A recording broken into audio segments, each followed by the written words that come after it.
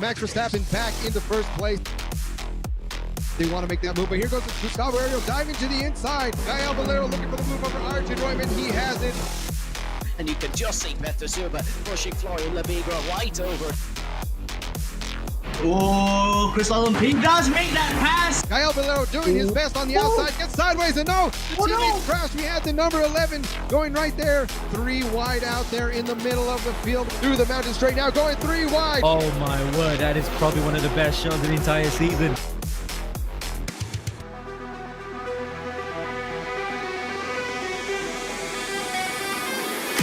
Towards the Niki Lauda curve, bumping and banging and into the wall. That is a horrible crash. 2 wide now, door to door. Max Verstappen to Van Dantes. Max Verstappen able to safely rejoin. Slots it right in front of another car.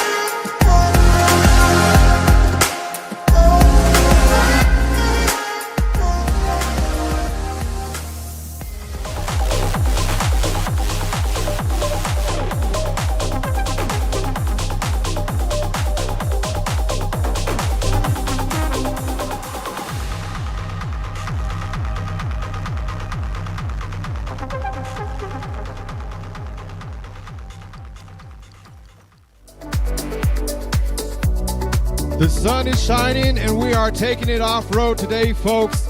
Welcome back, everybody, to the AMX Sim Racing World Championship, where we have another great AMX ZERO race on our hands today. We're heading it over to Wild West Motorsports Park in the Pro 2 Lite Trucks, a combination that is just meant for each other. I know plenty of people get to see this when they get into off-road racing, as well as some of the best pros in the world. Definitely a fan favorite out here. I am Kevin Garcia, and alongside me in the booth, we have Damon. Damon, it's going to be a good one. I was looking back in some of the archives, and I believe this may very well be the first Pro 2 Lights Truck race that we got going on. Definitely, if it isn't the first, it is the first in quite a long time. Yeah, and I've been out for a while. I haven't really gotten to take part in any of AMX races recently. But the last one I did was also on a dirt track, albeit with a different class of car. So, again, trucks will present their own set of challenges. These are big, beefy machines with a lot of power and a lot of wheel travel. Track itself is going to be heavily featuring jumps, so probably going to see some action there as well. I'm really looking forward to it. Definitely, and if it's anything like last time, it's going to be a race for survival. But before we get into our race, we have a few housekeeping items to go over. Again, we've been out here for quite a while already in the second half of this season. We've been out here more specifically since September 7th, and we're going all the way through November 17th with this season's prize pool of over $11,000 plus next level racing gear. Our race format goes as following for today's race. We got that 15-minute qualifier going into a top 15 reverse grid. And then heat number 1, we have 20 minutes followed by that second top 15 reverse grid into our final heat number 2 of 20 minutes.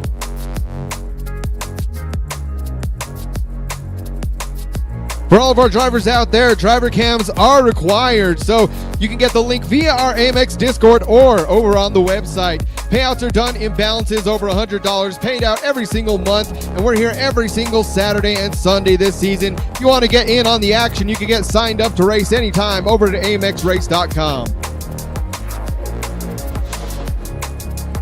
And like I mentioned, every single Saturdays and Sundays. On Saturdays, we kick it off at 5:50 p.m. GMT with AMX ZERO, followed by AMX 5 right after at 7:10 p.m. On Sundays, we got AMX, our TCR doubleheaders going on at 5:50 p.m. and 7:20. And opposite weekends like tomorrow, we got our AMX 15 mini endurance races starting at 5:50 p.m.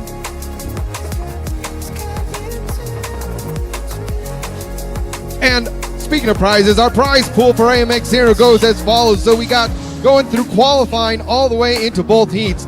First place is going to get $5, second place $4, third place gets $3, and points awarded all the way down into 15th place, with the fastest lap being set in heat number 1 and 2 of an extra $1 added on, with a total prize pool per race of $73.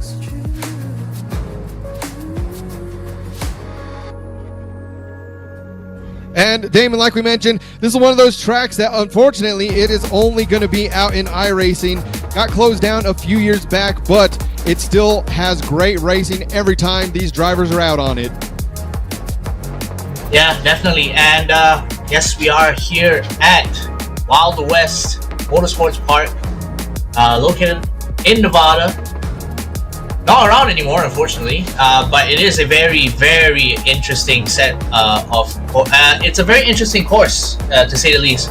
4 major turns, all of them basically hairpins with a bunch of jumps in the middle. And we're definitely going to see some high-flying action this time around, because the cars that they'll be taking along aren't exactly cars. They're kind of like big, giant behemoths. Big ass trucks. These are, of course, the Lucas Oil Pro 2 Lite Trucks. Slightly less power than the Pro 4s, 400 as opposed to 900. The difference between the Pro 4s and the Pro 2s is that the Pro 2s are rear-wheel drive and they weigh about 1,800 kilos, so it definitely presents its own set of challenges trying to maneuver these cars around a track like this. Manual gearbox, of course, so if anyone's got their H-patterns, it's definitely bring out the best in them. And I haven't really seen these trucks in action, so it'll be a very interesting first time for me. I'm definitely looking forward to it. And just like that, I'm taking it back over to you, Kevin, as we get into qualifying. Yeah, definitely unique vehicles out here on a unique track. Like I said, the Lucas Oil Off-Road Series.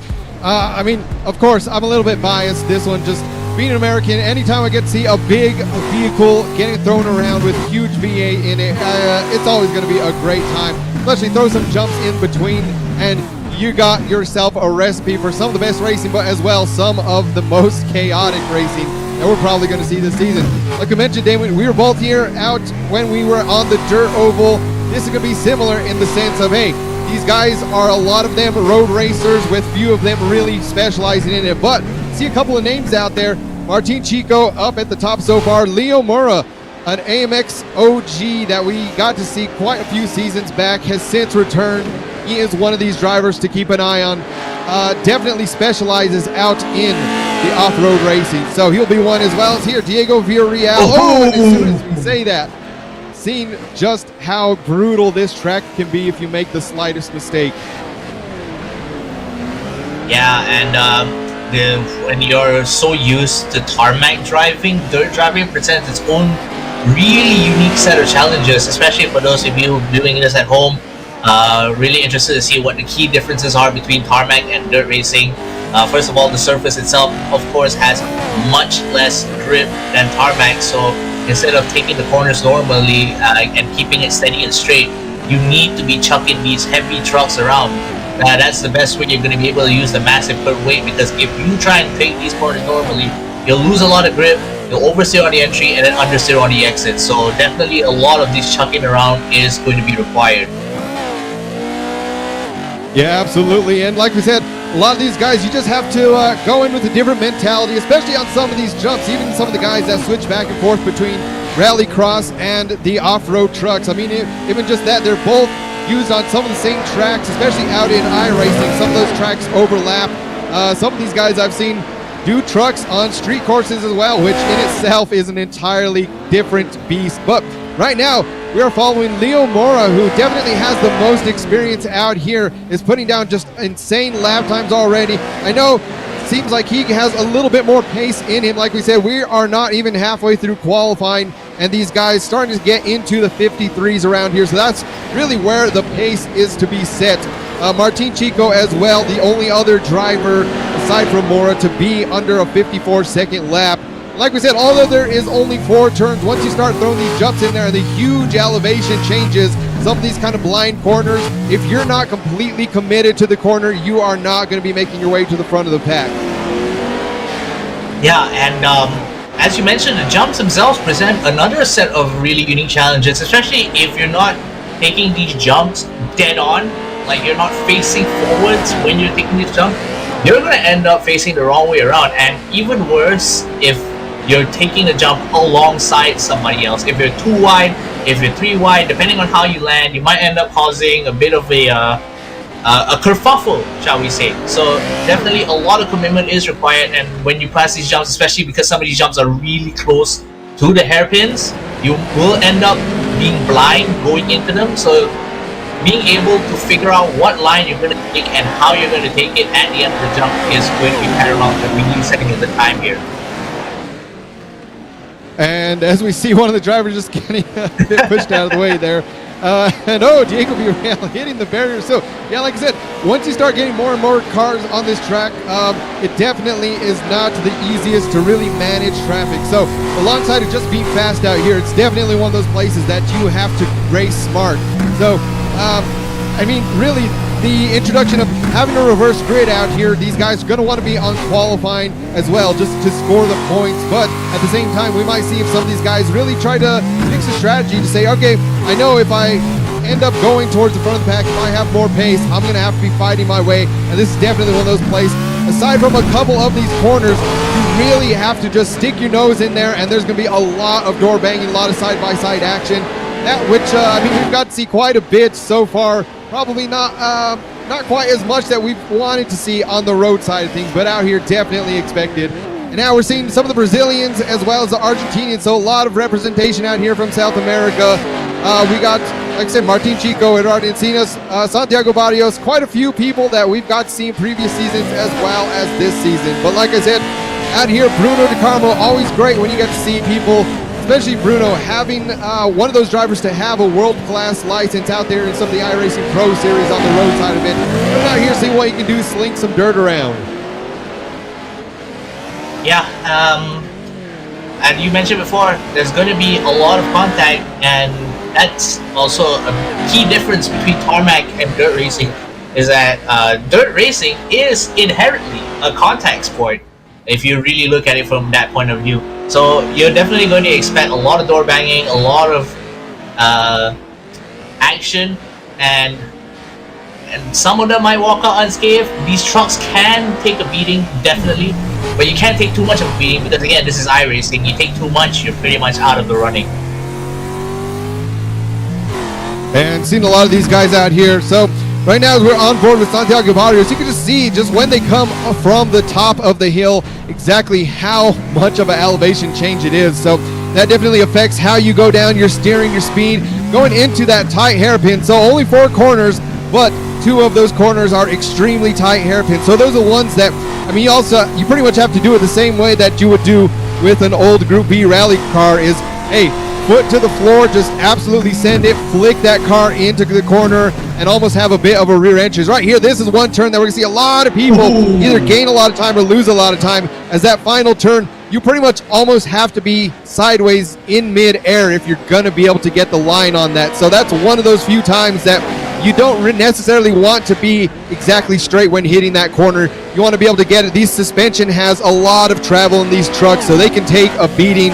Being able to land, and you'll see at times I expect a lot of guys be seeing them on 2 wheels. Yeah, and on the flip side, this really soft suspension for these trucks does mean that they can be quite unstable on the landing. So again, as I mentioned before, commitment is absolutely paramount, and on a track like this, most of the time that you'll be making up when it comes to qualifying times, or at least even race pace, most of this time is going to be made up in the corners. So you have to attack it correctly, otherwise you just end up scrubbing off a lot of speed, scrubbing off a lot of time, and then you'll end up really feeling sorry for yourself. So we're about to wrap up qualifying, and Leo Mora there, of course, as you mentioned before, having a lot of experience with these kinds of disciplines, is going to be out in front here as we wrap up qualifying.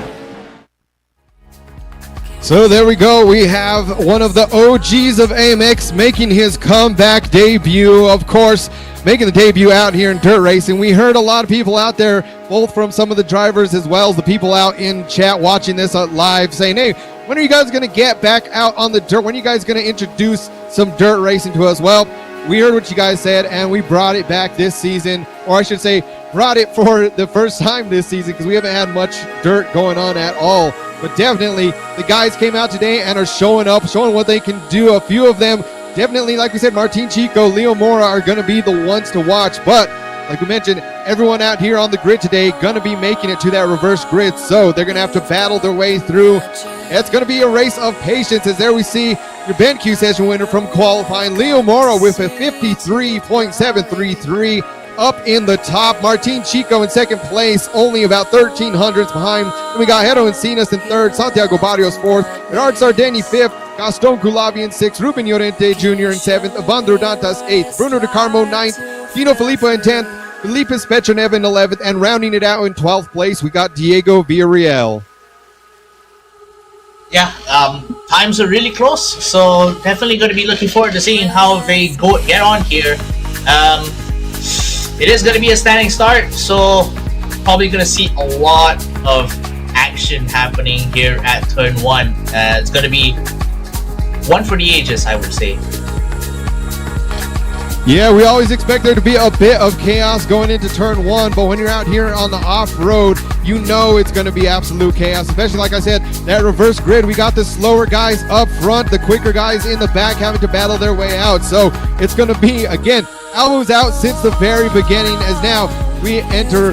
Going behind, we have the pace truck out, so you normally see the Porsche pace car off there, but not this time. Of course, off-road, we got the Chevy Silverado out there leading the way, but only a very short formation lap going into this one out here today. So we got, again, these guys.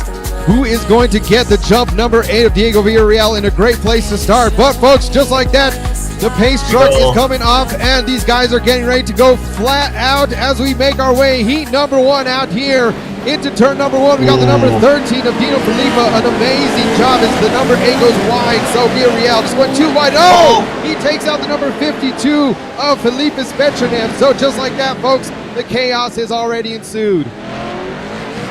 Yeah, turn 1 going to be really a point of contention here, as we can see body parts just flying everywhere already. I think that is the car of Gaston Culavi just lost. No, that is Sergio Barrios. He just lost his hood, and you can see panels dangling off certain cars as well. There's a lot of contact going on here right now, but so far, aside from that one big incident, everyone else is keeping it relatively clean.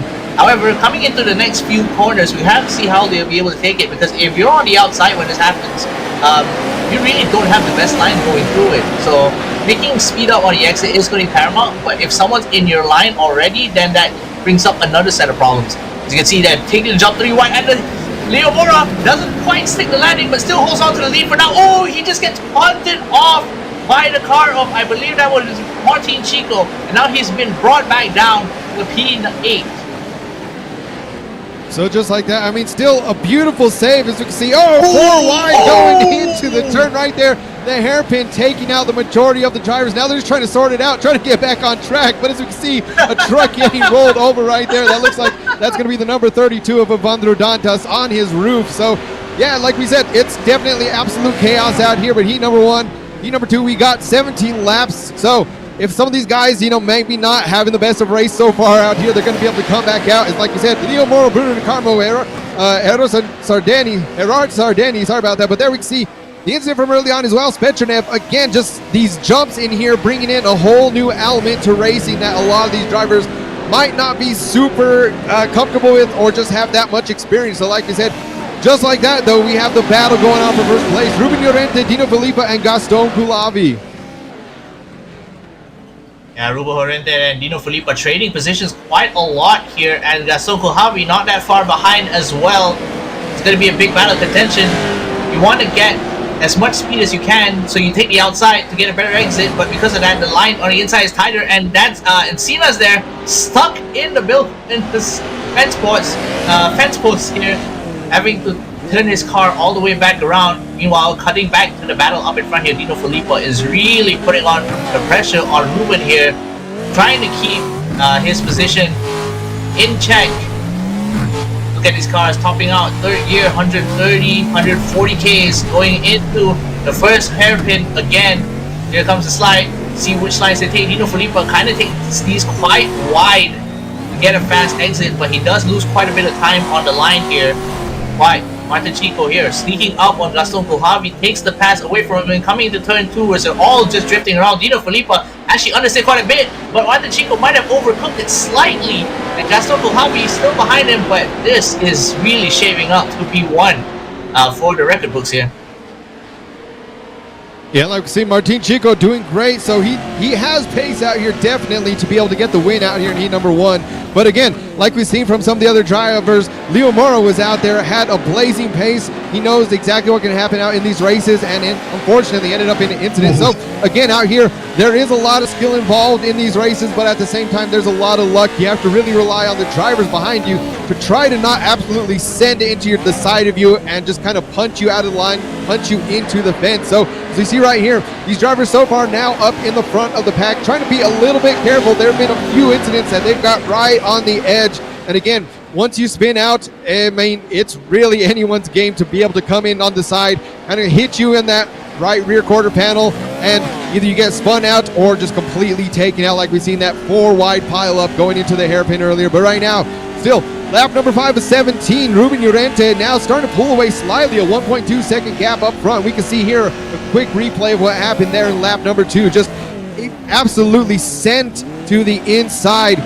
I mean, I'm not sure if he was really going to be able to make that, if he just missed his braking marker, didn't quite anticipate the weight of this truck, but unfortunately it just sent so many guys into the wall. There we see the truck, the number 32, just getting absolutely flipped over. Yeah, that was one hell of a domino effect there, just piling on the carnage from everyone involved, as we're still in the front and back. In fact, the top 4 have kind of pulled away from the rest of the field here. Gaston Kohavi making up the tail of that, but trying to make it past Dino Filippo. Dino Filippo is actually kind of really sending it in these corners. You can see the angle he has on these slides a lot larger than some of these other drivers here, which does let him keep the speed, but doesn't let him build up enough speed to make it out of the exit. And you can see it, especially on these jumps, as I mentioned before, you have to hit it dead on, because otherwise when you land, your car just starts feeling really unstable and gets really squirrely. So you have to be careful of that. Yeah, and speaking of that too, I mean, it's great to see Dino Filippo back out here. We've got to see him in previous seasons, really putting it down. Like I said, especially a lot of the road races. He is an excellent road racer out there. Also racing in real life. I know I got to see, if it was last weekend or the weekend before, the SART team out there being able to do some F3 testing. So I got to see Dino Filippo out there in an F3 car. I don't think I've seen any smile that big on his face ever since I've been out here in AMX. So I mean, great opportunities for them. It's great to see these communities, both what they're doing out here in iRacing and in real life. Of course, Dino Filippo, one of those guys, again, getting a pro racing contract. So I think it was him and Gustavo Ariel now being teammates in real life. So a lot of stuff that we've got to see blossom out here from AMX before these guys really started getting their big breaks, to now seeing them both on some really great racing teams as well as in real life. But here we go, folks, lap number 8 of 17. So we're almost halfway through this thing. Ruben Llorente now, the gap is starting to close. Martin Chico being a little bit aggressive, trying to push it just a little bit more. You see Dino Filippo in 3rd place. Again, trying to battle it off between him and Gaston Kohavi. But got 2 battles, one for the lead, one for 3rd. Who is going to come out on top? I think as soon as these guys start putting the elbows out a little bit more aggressive, I mean, really, Damien, it's anyone's race up front. Yeah, up until now, we still don't have a clear idea of who's going to end up in front. Martin Chico and Ruben Llorente here still jostling for that P1 spot. Dino Filippo and Gaston Kohavi have kind of pulled back a bit, which is kind of a safe thing to do, because you're not really entirely sure whether or not the cars in front of you will make it out the next turn unscathed. But these 2 drivers doing a pretty good job at it so far. We're just about past the halfway point of the race here. They're still doing a banger job of keeping it there, but here comes Martin Chico for the move on the inside, takes the slide, but won't be able to put his car around because Ruben Llorente was blocking him from getting that slide out. Keep it nice and tidy on the exit though, and now he's trying to pull away, but we'll see if we'll be able to maintain this lead all the way until the end here, as Ruben Llorente, Dino Filippo kind of goes in really hard there, gives him a little bit of a love tap on the entry to that hairpin, just hanging on the back there. I said Dino and Gaston will kind of pulling back a little bit. That doesn't seem to be the case anymore because he's trying to make the move onto Ruben here. Yeah, I mean, that's really the great thing out here with some of these short track races is, oh, there now to the inside. Dino Filippo trying to get the move over Llorente. A beautiful move, and now it's a bit of a drag race. A little bit better of an exit, but you can just see how dangerous it is as these guys start banging fenders as they're going flying through the air. So that is one thing that you definitely don't want to be going. Now we see trying to go from the outside. Oh, it can't quite get the out to the inside. Just, man, and unfortunately, I mean, that could have been a lot worse there for Felipe. Gaston Culabi giving him a little bit of a tap. So that could have absolutely spun him around. But again, he's just trying to be super aggressive. He was so close to getting second place, and now he's having to worry about both the driver in front of him and behind him. Yeah, that was a bit more than just a love tap at that last hairpin there. Dino Filippo going to lose quite a bit of time there. Looks like he did take some bodywork damage over the last couple of laps. Nothing that affects his performance too much, however. Oh, he lands the jump a little bit wrong. Goes very wide there. Gaston Culabi seizes the opportunity. Goes it on the inside. Oh, Dino Filippo's got two wheels on the fence this time around. Managing to keep it safe as he winds up back on the start-finish straight. But now, he's at the tail end of his four-car train. And just like that, so Dino Filippo just trying to hold on, but again, just the littlest of taps going out of these jumps or in the air can absolutely upset the vehicle so much. But now all this battling is let now Martin Chico, who we got to see out second place in qualifying, definitely being able to put the power down. He's found his groove already, up over 3 seconds over second place right here. Llorente in second. Now Gaston Culabi. He wasn't looking like a podium position earlier, but now he's hunting down Llorente for that P2. He has about 6 more laps to do it. So again, as aggressive as we've seen some of these drivers now, especially seeing where they can and cannot make the moves, where they have to be careful, where they can absolutely just put the elbows out as we head back into the home straight. This is definitely that rhythm section. So a lot of these things, some of the guys that are really have the expertise in these trucks or even just other off-road racing, this is where they can also gain or lose a lot of time going into turn number 1. As we can see here, just Gaston Culabi really just kind of mirroring what Llorente is doing. So again, both of these drivers, great place. This is going to be the battle that we're probably going to be seeing all the way to the end. Yeah, and a lot of times when you're navigating a course this tight and this short in a car that's quite unwieldy, the biggest thing you kind of have to really figure out as you're going on the track is rhythm. Because you want to be put into a position where you're really comfortable with the car and you know exactly what it can do. To settle into that rhythm as you're navigating the track is going to be a bit of a tall ask here, especially when you have so much pressure going on all around you. And Ruben Llorente here doing a pretty bang up job so far of holding on to that P2. He's losing a lot of time to Martin Chico. Martin Chico is just pulling away now because he is not getting caught up in this three-way battles. Dino Filippo again sends it in on the inside there, pushes Gaston Culabi off the line, takes the position away from him, and Gaston probably going to try and do the same thing to Dino here as they're coming into the next hairpin, pulling alongside side by side. A little bit of a tandem slide there, but Gaston Culabi kind of watches the exit, so Dino Filippo holds that position for just a little bit longer here. So there we go, folks. Yeah, I mean, again, we knew this battle's going to be going on. We thought it was going to be Gaston Culabi and Llorente up front for P2, but Dino Filippo just showing that, hey, he is not out of this race yet. He is coming back, and he's still going to be doing whatever he can to try and get all the way up into the win. Right now, it's going into lap 14 out of 17. These guys only have a few more laps to get the job done. Dino Filippo now still almost a second behind Llorente, but as we've seen going into turn 1, he's getting a lot more aggressive, carrying a lot more speed into it, and just like that, not the best entry into turn number 1 for Filippo. Now Gaston Culabi again closing the door once again on the number 13 of Filippo, but just like that, a beautiful move. A little bit too soon though, however, from Filippo, leaving that door to the inside from Culabi, and now Culabi trying to get back out, but Filippo having the defensive line. Yeah, Gaston Culabi really has to try and make a move as best as he can here because he doesn't have that much time left. As you said, 14 out of 17. Before we go into the reverse grid as well, he wants to end up in a really strong finishing position there, so he has to be really aggressive, but not to the point where everything just falls apart for him in terms of how the car is reacting to his aggression. Dino Filippo here doing a pretty good job as well of keeping that all under control.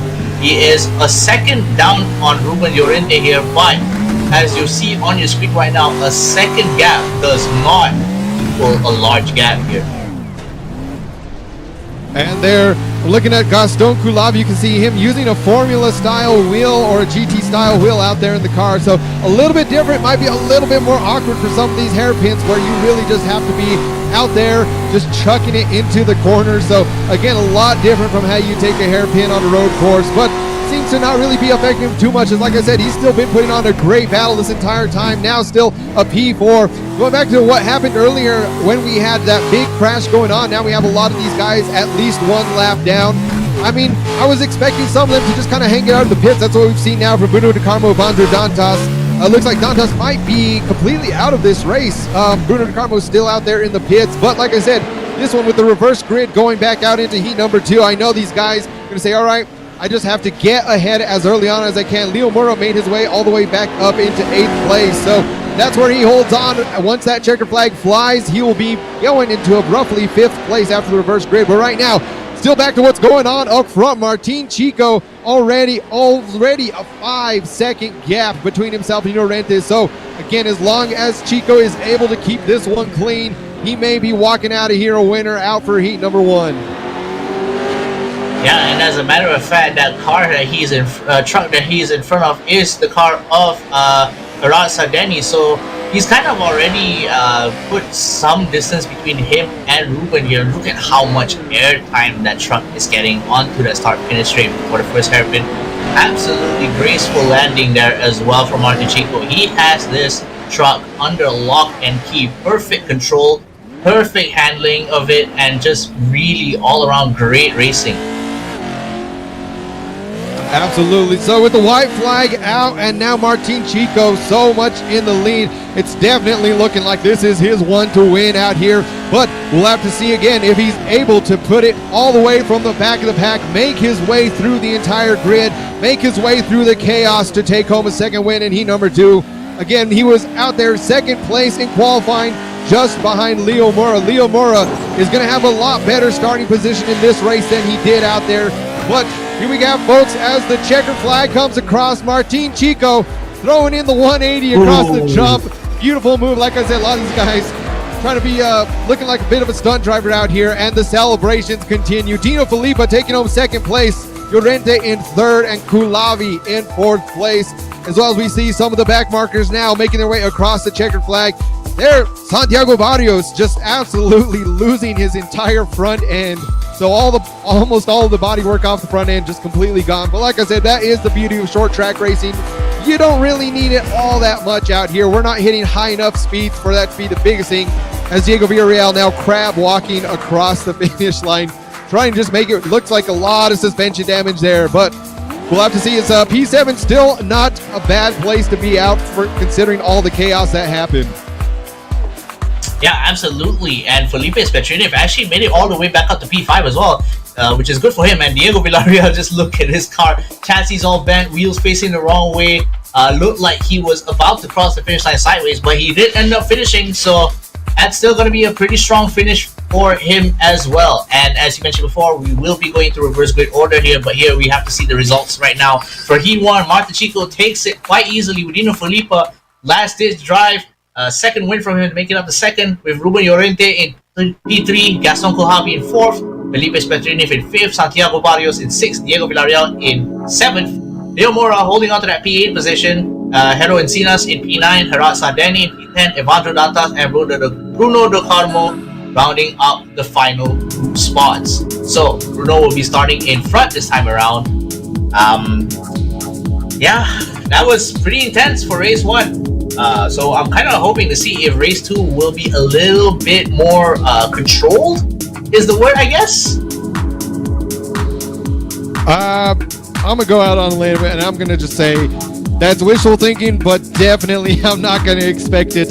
I know just from some of the other AMX Zero races as well, there's a few of these drivers out on the grid today that have a little bit of a beef to settle with each other. So definitely when you're giving some of them the opportunity to drive a little bit harder and to be a little bit more acceptable than when you're in, you know, let's say last week we had the GR86, quite a few incidents going out there, these drivers getting a little bit heated, as well as the week before that. So we've had a couple of weeks of some of these drivers really just having a bit of grudge matches going on. So like I said, out here, a bit of a boxing match going on, but just like that, folks, we are green for heat number 2. Bruno de Carmo and Pandro Dantas, the two Brazilians up front, leading the pack, trying to hold it down. They love to get it down in Brazil today. So here we go as, just the number 9 absolutely sending. That's Gerard Sardeni, and that's exactly what I was talking about.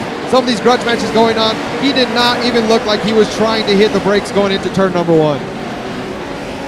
Yeah, absolutely, and immediately already big accident here. That is the car of Evandro Dantas, it looks like, and he is in a lot of trouble here. Back to the back of the pack, and Leo Mora actually managing to make it unscathed all the way to the front. He's now in the top 4, but here comes Dino Felipe charging in as well. Wants to regain a position. He's right next to Martin Chico here, and right now, again, pretty intense turn 1. Honestly, the action will just not stop on dirt tracks like these. So just like that, I mean, like you said, chaos just going on already throughout the pack. Leo Mora not having the best of races out in heat number 1, has finally been able to get ahead of the pack. Now he's just going to have to try and get that gap. He has the pace. We've seen where he was in qualifying over everyone else. Santiago Barrios, though, doing a great job trying to hold it. Here we go side by side. We got Martin Chico, Dino Felipe out there, the number 5. The number 13 going side by side, but Dino Felipe out here taking that wider line now to the inside, trying to hold it on, but can't quite get it. So Martin Chico still holding on. And again, we got to see these guys battling it out, doing a great job out there for heat number 1. Now we're going to expect the battle to be continuing through the middle of the pack, but as we follow towards the front, we got Encinas and Kulavi. Yeah, and it looks like Petrunev and Bruno de Carmo are stuck in the pits for repairs. Might not be extensive enough that they have out of the race, but yes, Petrunev is already back on track right now. Leo Mora holding on to that lead right now. You're mentioning that he is probably one of the most experienced when it comes to races like these on this kind of surface, and he is definitely showing it right now. Fastest lap already set for him, all the way about a second ahead of Santiago Barrios here. And we're on board with Gaston Kuhavi, who's made his way back up to P4 again. Right now, next to Encinas here, making it past him as well, forcing him wide. Dino Felipe not that far behind. Martin Chico suffering a little bit this time around near the mid-pack, but he is not giving up just yet. Yeah, and so out here in these trucks, definitely 4,000-pound vehicles just being able to sling around the corners like that. I mean, that's really, I think, the biggest part that we've seen in some of these incidents is these guys just not quite knowing exactly how heavy, how much momentum these trucks really have, and just kind of just sending a little bit too much. And now a lot of side-by-side. The number 13, the number 9 right there, Dino Felipe battling off Sardeni. We've seen Sardeni going into turn number 1 right off the back into the side of the other drivers. And now we'll have to see is Felipe, but don't blink, because there's battles going on everywhere that you look right now. Gaston Kulavi and Gerard, we have Encinas out here as well. So many of these guys just back and forth, the number 22, but just like that, Kulavi able to get up into 3rd place. And now we see these guys already hitting back markers. So Hero Encinas trying to get onto the podium, but he has his work cut out for him ahead. Yeah, Gaston Kuhavi doing a pretty good job there, making his way back up to the pack. He's going to finish pretty strong in the points this time around, which is great for him. Actually, what was that? I think that was Encinas' car just blew apart into pieces after that jump there. You can see he's pretty much lacking all of his body panels now, but he's still in the race. Doesn't seem like he's been affected a lot in terms of performance. Pulling alongside Martin Chico here, the landing again, coming in. Martin Chico, that is Hardeni on the outside, tries send it, but overcooks the entry, and now he's going to be paying for it. And Martin Chico and Dino Felipe right now, Martin here trying to catch up. Here comes Encinas, and he flies over the barrier here. Yeah, so definitely out here, I mean, seeing the number 22, the number 9, it looks like Encinas and Sardeni definitely been the two most aggressive drivers out here for heat number 2, just trying to really just send it wherever they can. Sometimes it's worked in their favor. Most of the times, just like that, we've seen that incident there, absolutely just getting demolished. So we have a view of what we got to see last time on the dirt oval. Some of these drivers are just turning into a bit of a demolition derby. But right now, we're on board with Gaston Coulavi as Dino Filippa trying to hold up in that third place position. There's almost a 3-second gap. It's the hood flying up for Gaston Coulavi. So just like that, the hood pins are broke off for Coulavi. Now he's going to have to battle with his hood flying up. So we might have to get another angle going on. It's still attached, but just barely. So that is one thing you do not want to do. You'd much rather have that hood completely break off than it be going on. But here's that incident right here. First lap incident, just a bit of going sideways out from the very start, going into the jumps. And like we've mentioned earlier, you have to be super careful to see what happens there. And it just collects all the other drivers behind, trying to do what they can to avoid. But just like that, you can see how easy it is for this turn into a domino out here. Yeah, definitely. Oh man, that was so intense. I didn't really mean to laugh acting like that, but I just saw it happen, and immediately it just came to me. And you're right, Gaston Coulavi there. That's another issue that I didn't think was going to happen, is that what happens when the front your hood ends up not being shackled down anymore, and the hood flies up, and you're on dashboard cam, interior cam. So if your vision gets blocked, you kind of are in trouble here, as Martin Chico pulls up the P4, trying to catch Dino Filippa again. This is going to be a repeat almost of what happened during race 1 here, the difference only being that Leo Mora is all the way out in front, 4 seconds clear of Santiago Barrios here, so he's comfortably ahead.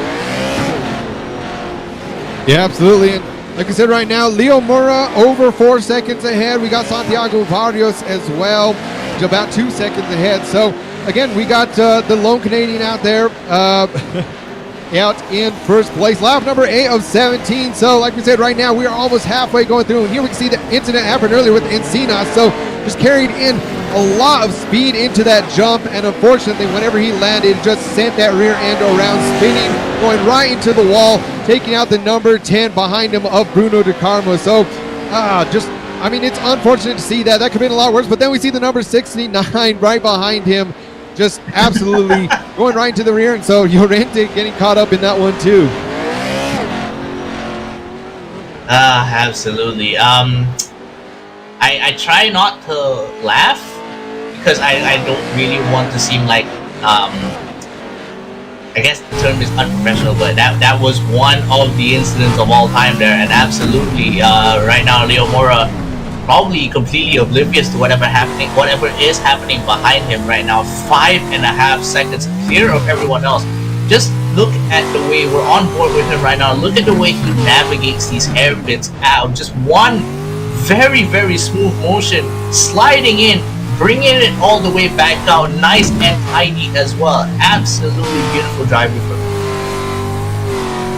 And looking out here, so for all those people that have seen all of our broadcasts from even early on in the year, you'll notice Leo Mora having a bit of a different setup behind him. So not sure if he ended up moving to a new place or if he just moved rooms, but there's a lot of motion going on. So not sure if that's just all of the force coming out from his steering wheel where he has his camera mounted, or if he has, well, I don't think quite enough movement to be a motion sim rig, but nonetheless, still, now Leo Mora has nothing to worry about. And now as we're riding on board, we can see just what a master class in dirt racing can look like. So this guy, like I said, has had tons of experience, tons of wins under his belt, and it's great to see him back out here for AMX. I'm sure, like I said, seen some of the people out there in chat as well, some of the drivers. If we do have more road races like this in future seasons, I can assume we're going to see a lot more people that kind of specialize in it. But now back to what's going on, the battle for the podium. We have Dino Filippa, Martin Chico out here, Santiago Barrios still trying to fend them off. So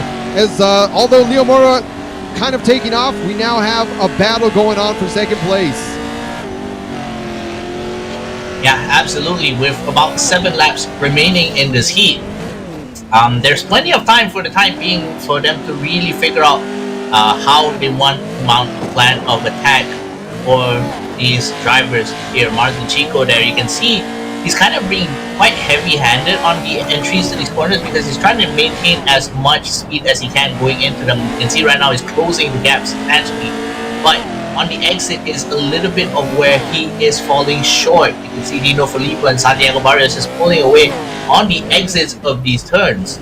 And the motto of slow in and fast out definitely will still apply to dirt racing, despite the fact that you're chucking these cars over, because it's really important that you get those tires dug in and really get the space to punch the throttle out of it.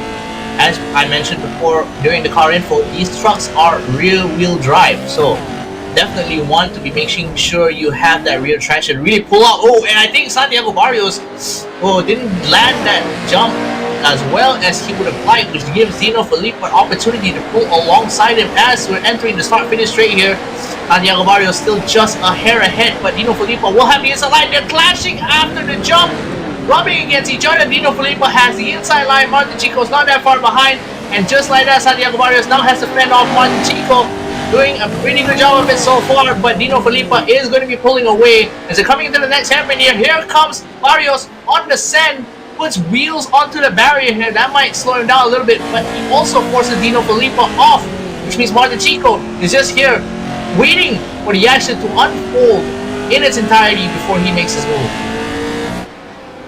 Yeah, and on that previous hairpin, I mean, just a little bit of a punch there from Santiago Barrios trying to hold the inside line. But like I said, again, out here, definitely it's grudge match racing on short tracks where you can see these guys.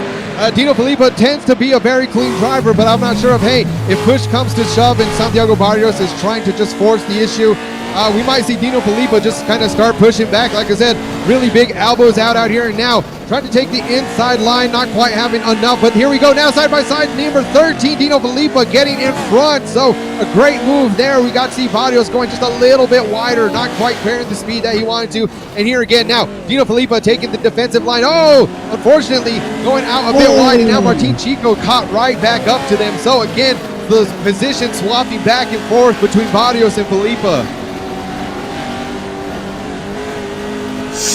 Yeah, Dino Filippo is really trying to go aggressive on getting this move done. Santiago Barrios is also not letting up. It's kind of the first time I've seen defensive driving so aggressively here. Oh! Dino Filippo overcooks it, puts his wheel onto the sandbank, loses so much speed there that Martin Chico just takes advantage and seizes the podium spot away from him, but Dino Filippo's not giving up just yet. He's right behind Martin Chico. The hood of Martin Chico is just flying over him, obscuring his vision, but he's keeping it neat and tidy. In fact, he's pulling away from Dino Filippo here, and now Dino Filippo is the one playing catch-up. Absolutely great job out there. So yeah, just like we said, I mean, the littlest mistakes, I think that's really shown what is the big difference between being up front and being behind. As we've seen from Leo Mura, I mean, he's just absolutely textbook perfect in this race so far. Like we said, whenever you've done thousands of laps in this truck, or even in the Pro 4 trucks, it definitely is showing out here. So Santiago Barrios, Martin Chico, Dino Filippo, all three of the Argentinian drivers now really just seeing what they can do. Every single one of them wants to be at the front of the pack, but there can only be one person to get that second place position. Right now, that's still Barrios. Martin Chico, Dino Filippo now catching up, and there finally goes the hood of Martin Chico. So he's going to be glad that that's not going to be worrying him as he, takes it a little bit tight now. Dino Filippo trying to take advantage of that error. Nail-bitingly close here with less than about 2 laps remaining left in the race. Yeah, Leo Mura is 12 seconds ahead of everyone else, which pretty much guarantees him this heat to win.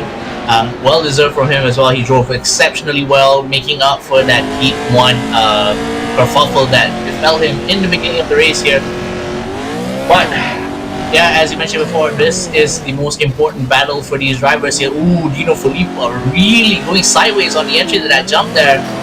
Didn't stick the landing as well as he would like, which means he scrubs all those speed. Both of these drivers tapping the fence on their way back into the start-finish string here. Dino Filippo is just leading milliseconds away from this gap. So he's going to have to really try and put pedal to the metal right now. As you can see, Martin Chico really wide on the exit there, trying to see if he can keep the truck as straight as possible on the exit to gain as much speed. Santiago Barrios is actually still quite comfortable ahead of everyone else, about 1.6 seconds ahead of Martin Chico. So right now, second place seems like a lock. This is the final battle for this final podium spot, and Martin Chico seems to be winning it so far. Yeah, and some of the guys out there looking like now Bruno De Carmo coming out of the pits, Diego Villarreal out of this race. So, I mean that's just what happens sometimes out here. Like we mentioned, a lot of skill, but also a little bit of luck going into any of these off-road races. And what we've seen so far from some of these guys, I expect them to be coming back later on. So right after this race, folks, as the white flag flies, we are just shy of AMX 5. We're going to be heading it over to Atlanta Motor Speedway, where we're going to be out there for another AMX NASCAR race. So definitely don't go anywhere. But with the white flag flying, Leo Mora, it looks like he has this one in the bag, over a 10-second lead over Santiago Barrios. But still, these guys towards the back. And Dino Filippo making a mistake into the hairpin right there. So unfortunately, his podium chances are done with that wreck. Yeah, he's completely overcooked the entry there, full sending it, which is really unfortunate, as Leo Mora here looks like he's kind of taking it easy as a matter of fact. In fact, he's actually completely slowed down. Not entirely sure what's going on here. You know what? I think he might have ran out of fuel. I think he was pushing it hard, and just, I mean, the look of concern on his face shows that that was not intention. He's doing whatever he can to now squeeze across the finish line. So just like that, we spoke too soon. We said Leo Mora had this race in the bag, but unfortunately just looks like he ran out of fuel. Such a heartbreak for the comeback of Leo Mora, able to just really dominate all the way until the last couple of turns where his truck started sputtering. So we always say anything can happen in AMX, but we did not expect that. So the drama as Leo Mora now able to come across in 4th place. That might have been the unluckiest finish I've ever seen in AMX, and that's so unfortunate because this is supposed to be his home turf, his actual domain, his expertise, and to see it really flounder near the very end. In fact, he got knocked down all the way to P6. It's so unfortunate and heartbreaking to see. And I mean, just looking at the look of disbelief right there from Santiago Barrios, but I mean, nonetheless, with that turn of events, that will be your BenQ session winner. Santiago Barrios coming in 1st place. He was battling out for 2nd most of the time, and he's just again astonished, just like we are, for what happened there. Martin Chico in 2nd. 3rd place goes to Dino Filippo. In 4th, Ruben Llorente Jr. 5th, Gerard Sardeni. 6th, Leo Mora. 7th, Gaston Culavi. 8th, Evandro Dantas. 9th, Felipe Petronev. 10th, Hero Encinas. 11th, Diego Villarreal. And in 12th, Bruno De Carmo with the fastest lap, by no surprise, being set by Leo Mora. But like I said, Damon, I mean, just such an unfortunate turn of events. The man out here favored to come in and just win it all. But when Lady Luck is not on your side, it can come down to just heartbreak, like we just had to see right there.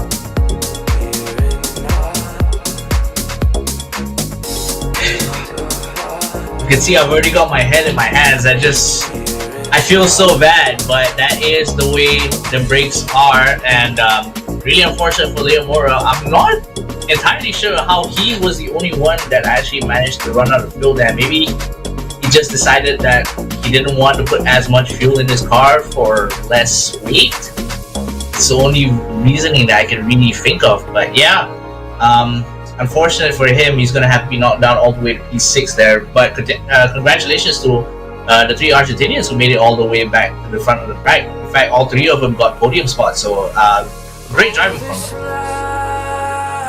Yeah, definitely. And I mean, again, it was a great show all the way from qualifying into the very end. So it would be interesting to see if, we had a bit more dirt racing going on in AMX to see what other drivers that it would entice to come out here and really show what they got. Like I said, I mean, so much can happen. Of course, all these guys out here, I think really with Leo Mora, it kind of came down to he was just pushing it. He did not want there to be any chance to lose this race. But unfortunately, just barely enough to end up barely crossing the finish line. So again, I mean, you don't expect that. You don't expect any type of fuel savings out here for these off-road races. But whenever we have the reverse grid, whenever we have so many different factors out here for AMX, you just have days like that where you're on top and start falling down the mountain.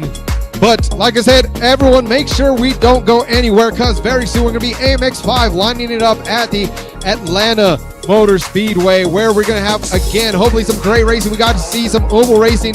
Last time we had a great NASCAR race out here, we seen Team Redline coming up pretty much against everyone else, and that was a show in itself. Of course, Guy Alvalero taking home the win in that one. We'll have to see if he shows up and if he's able to extend his lead in the points. But from AMX, don't go anywhere, folks. We will be right back.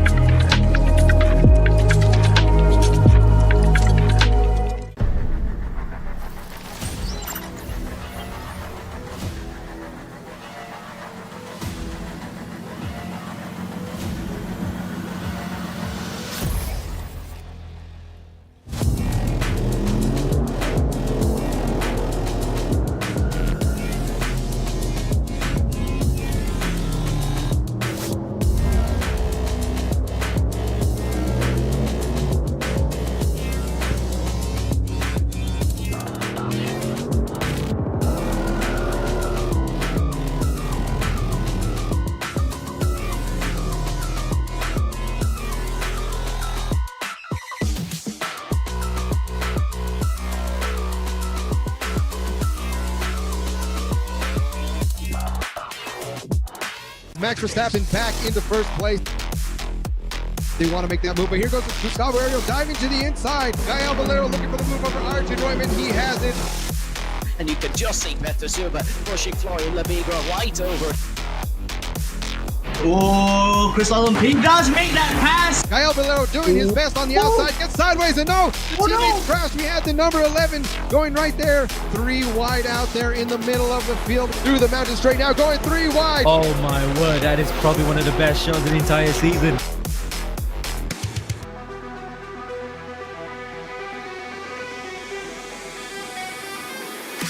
Towards the Nicky Lauda curve, bumping and banging and into the wall. That is a horrible crash. 2 wide now, door to door. Max Verstappen to Van der Dantes. Max Verstappen able to safely rejoin. Slots it right in front of another car.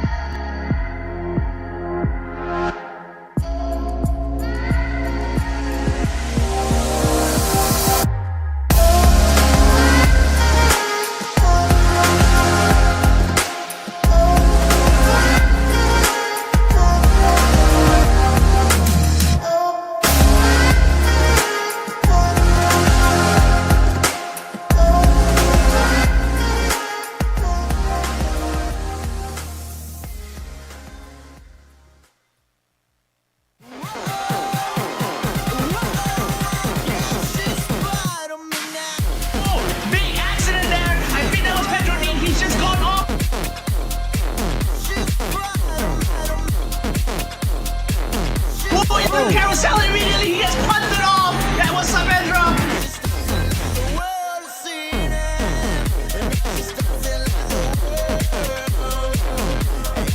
Aguilar, he's gone off, he's been tapped, and he's into the barriers. Oh, the rejoin, oh no! Dean. Oh, Pedro, Dean. Oh, Chris Lallum does have the inside track for the Swiss left. If he's able to make that pass happen, he might be able to cut away Victorino. He does make that pass, and he makes it clean as they come into the right hand. And this is it. Chris Lallum seizes the opportunity and makes it. And just as the end, the rain comes to put a pin onto the end of the race, and Chris Lallum takes it.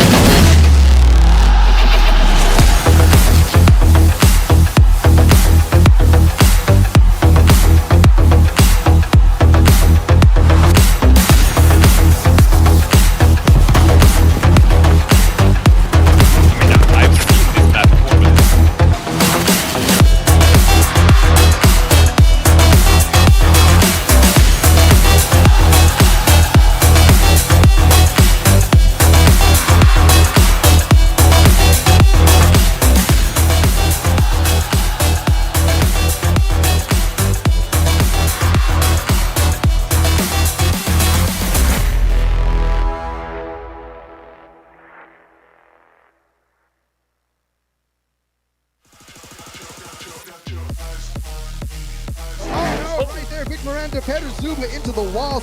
It's actually Valero. Valero's actually gone off into the barriers, coming up to the cutting. David Todd making his way back up, has already climbed 7 positions. Oh, Oh, I spoke too soon there. Then it goes up. So right now, this is going to be where it's going to get shaken up high. David Toth passes them while they are in the pit through the mountain straight now, going 3 wide. Oh my word, that is probably one of the best shows of the entire season. So we have 3-way battle going to the most dangerous turn of the mountain. Up the mountain, we have contact right there. These guys going absolutely crazy. It's going to come down to the final corner, Murray's corner. Who is going to have to lead? We may have a drag race to the finish line on our hands, folks. You see David Toth right now going into the pit lane.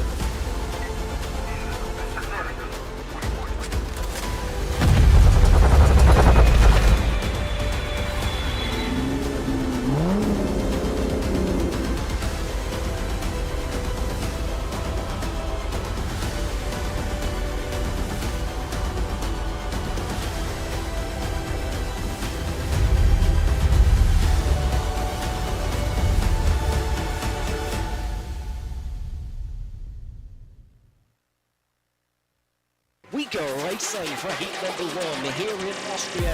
Over AMX 20 in towards the Mickey Lauda curve, bumping and banging and into the wall. That is a horrible crash. That's a huge lunge from Gaston Calabi, and he's made contact with, I believe, oh wow, it's a chaotic moment here. And slipstream in front for either car, and you can just see Peter Silva pushing Florian Lavigra right over. Here we go then, Valeri, he looks left, he looks right, he's going to the right hand side, which is the inside going 8 to 10-3.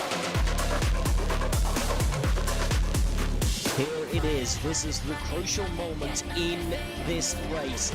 It's looking like it's only going one way. David Toth is going to take the race lead. Heading into the second half of the season, the Hungarian of David Toth has driven a masterclass here with the early pit stop. Not the ideal strategy, but an ideal race winner and an excellent performance.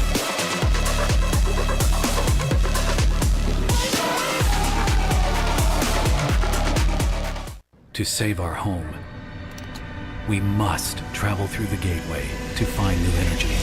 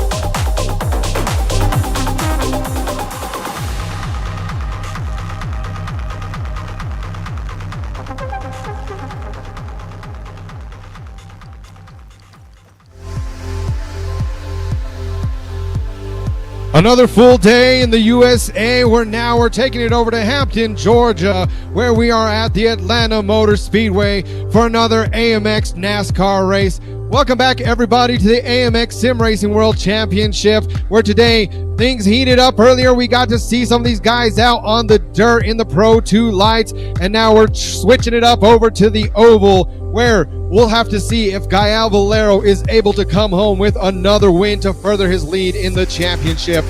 Welcome back. I am Kevin, and joining me alongside in the booth today is Damon. Damon, an absolute heartbreak of an ending earlier. We got to see Leo Mora, one of the OGs of AMX, look like he had the win in the bag over at Wild West Motorsports Speedway, only to run out of fuel on the very final turn.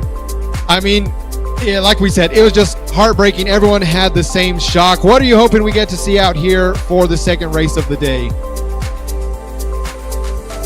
Kind of hard to think about it right now, considering it is going to be on the speedway. I don't think these drivers will run out of fuel this time around, but again, anything can happen. And we at AMX here have been on the NASCAR ovals quite a few times, and each time it definitely came out to be quite an intense battle, especially near the end. Absolutely, but before we check in on qualifying with our drivers, make sure to head over to all of our social medias, as well as head over to the website. But we have a few housekeeping items to take care of. We're already more than halfway through the season. I mean, about 3/4 of the way through, but we've been out here since September 7th, and we're going all the way out until November 17th with this season's prize pool of $11,000 plus next level racing gear.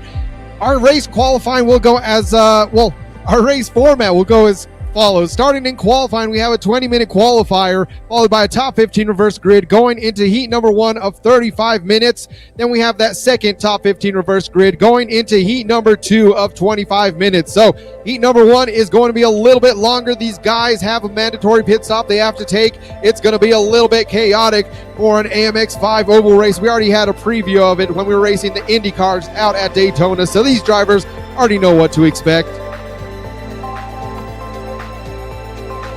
And for everyone out there, driver cams are required, so you can get the link via our AMX Discord or head on over to the website. Payouts are done in $100 increments. Once you hit that $100 threshold, expect that money to be headed your way. We are here every single Saturday and Sunday this season, and like I mentioned, if you want to get signed up, you can do so. Head over on to amxrace.com.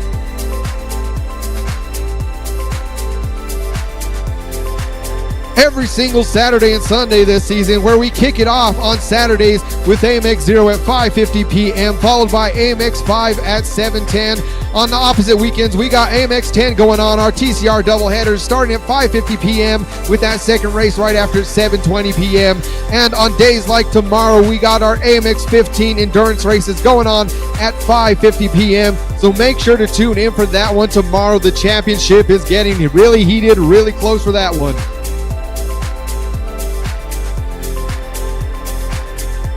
And for our AMX 5 races, the prize pool goes as follows. So we got points for qualifying all the way through both heats. Qualifying, first place gets $12.50, second place gets $10, third $7.50, and points awarded all the way down into 15th place. Then once we kick it up into heat number 1, the points are doubled for this race. So instead of $12.50, we got $25 going to first place, $20 going to second, and $15 going to third, all the way down into 15th place. And then once we kick it back over to heat number 2, a little bit shorter of a race, a little bit less points, but still the fastest lap getting set in both heats number 1 or heat number 2 will walk home with an extra couple of dollars, coming to a total prize pool per race of $250. If you want to get involved in these AMX 5 races, you must have a minimum iRating of 2,000.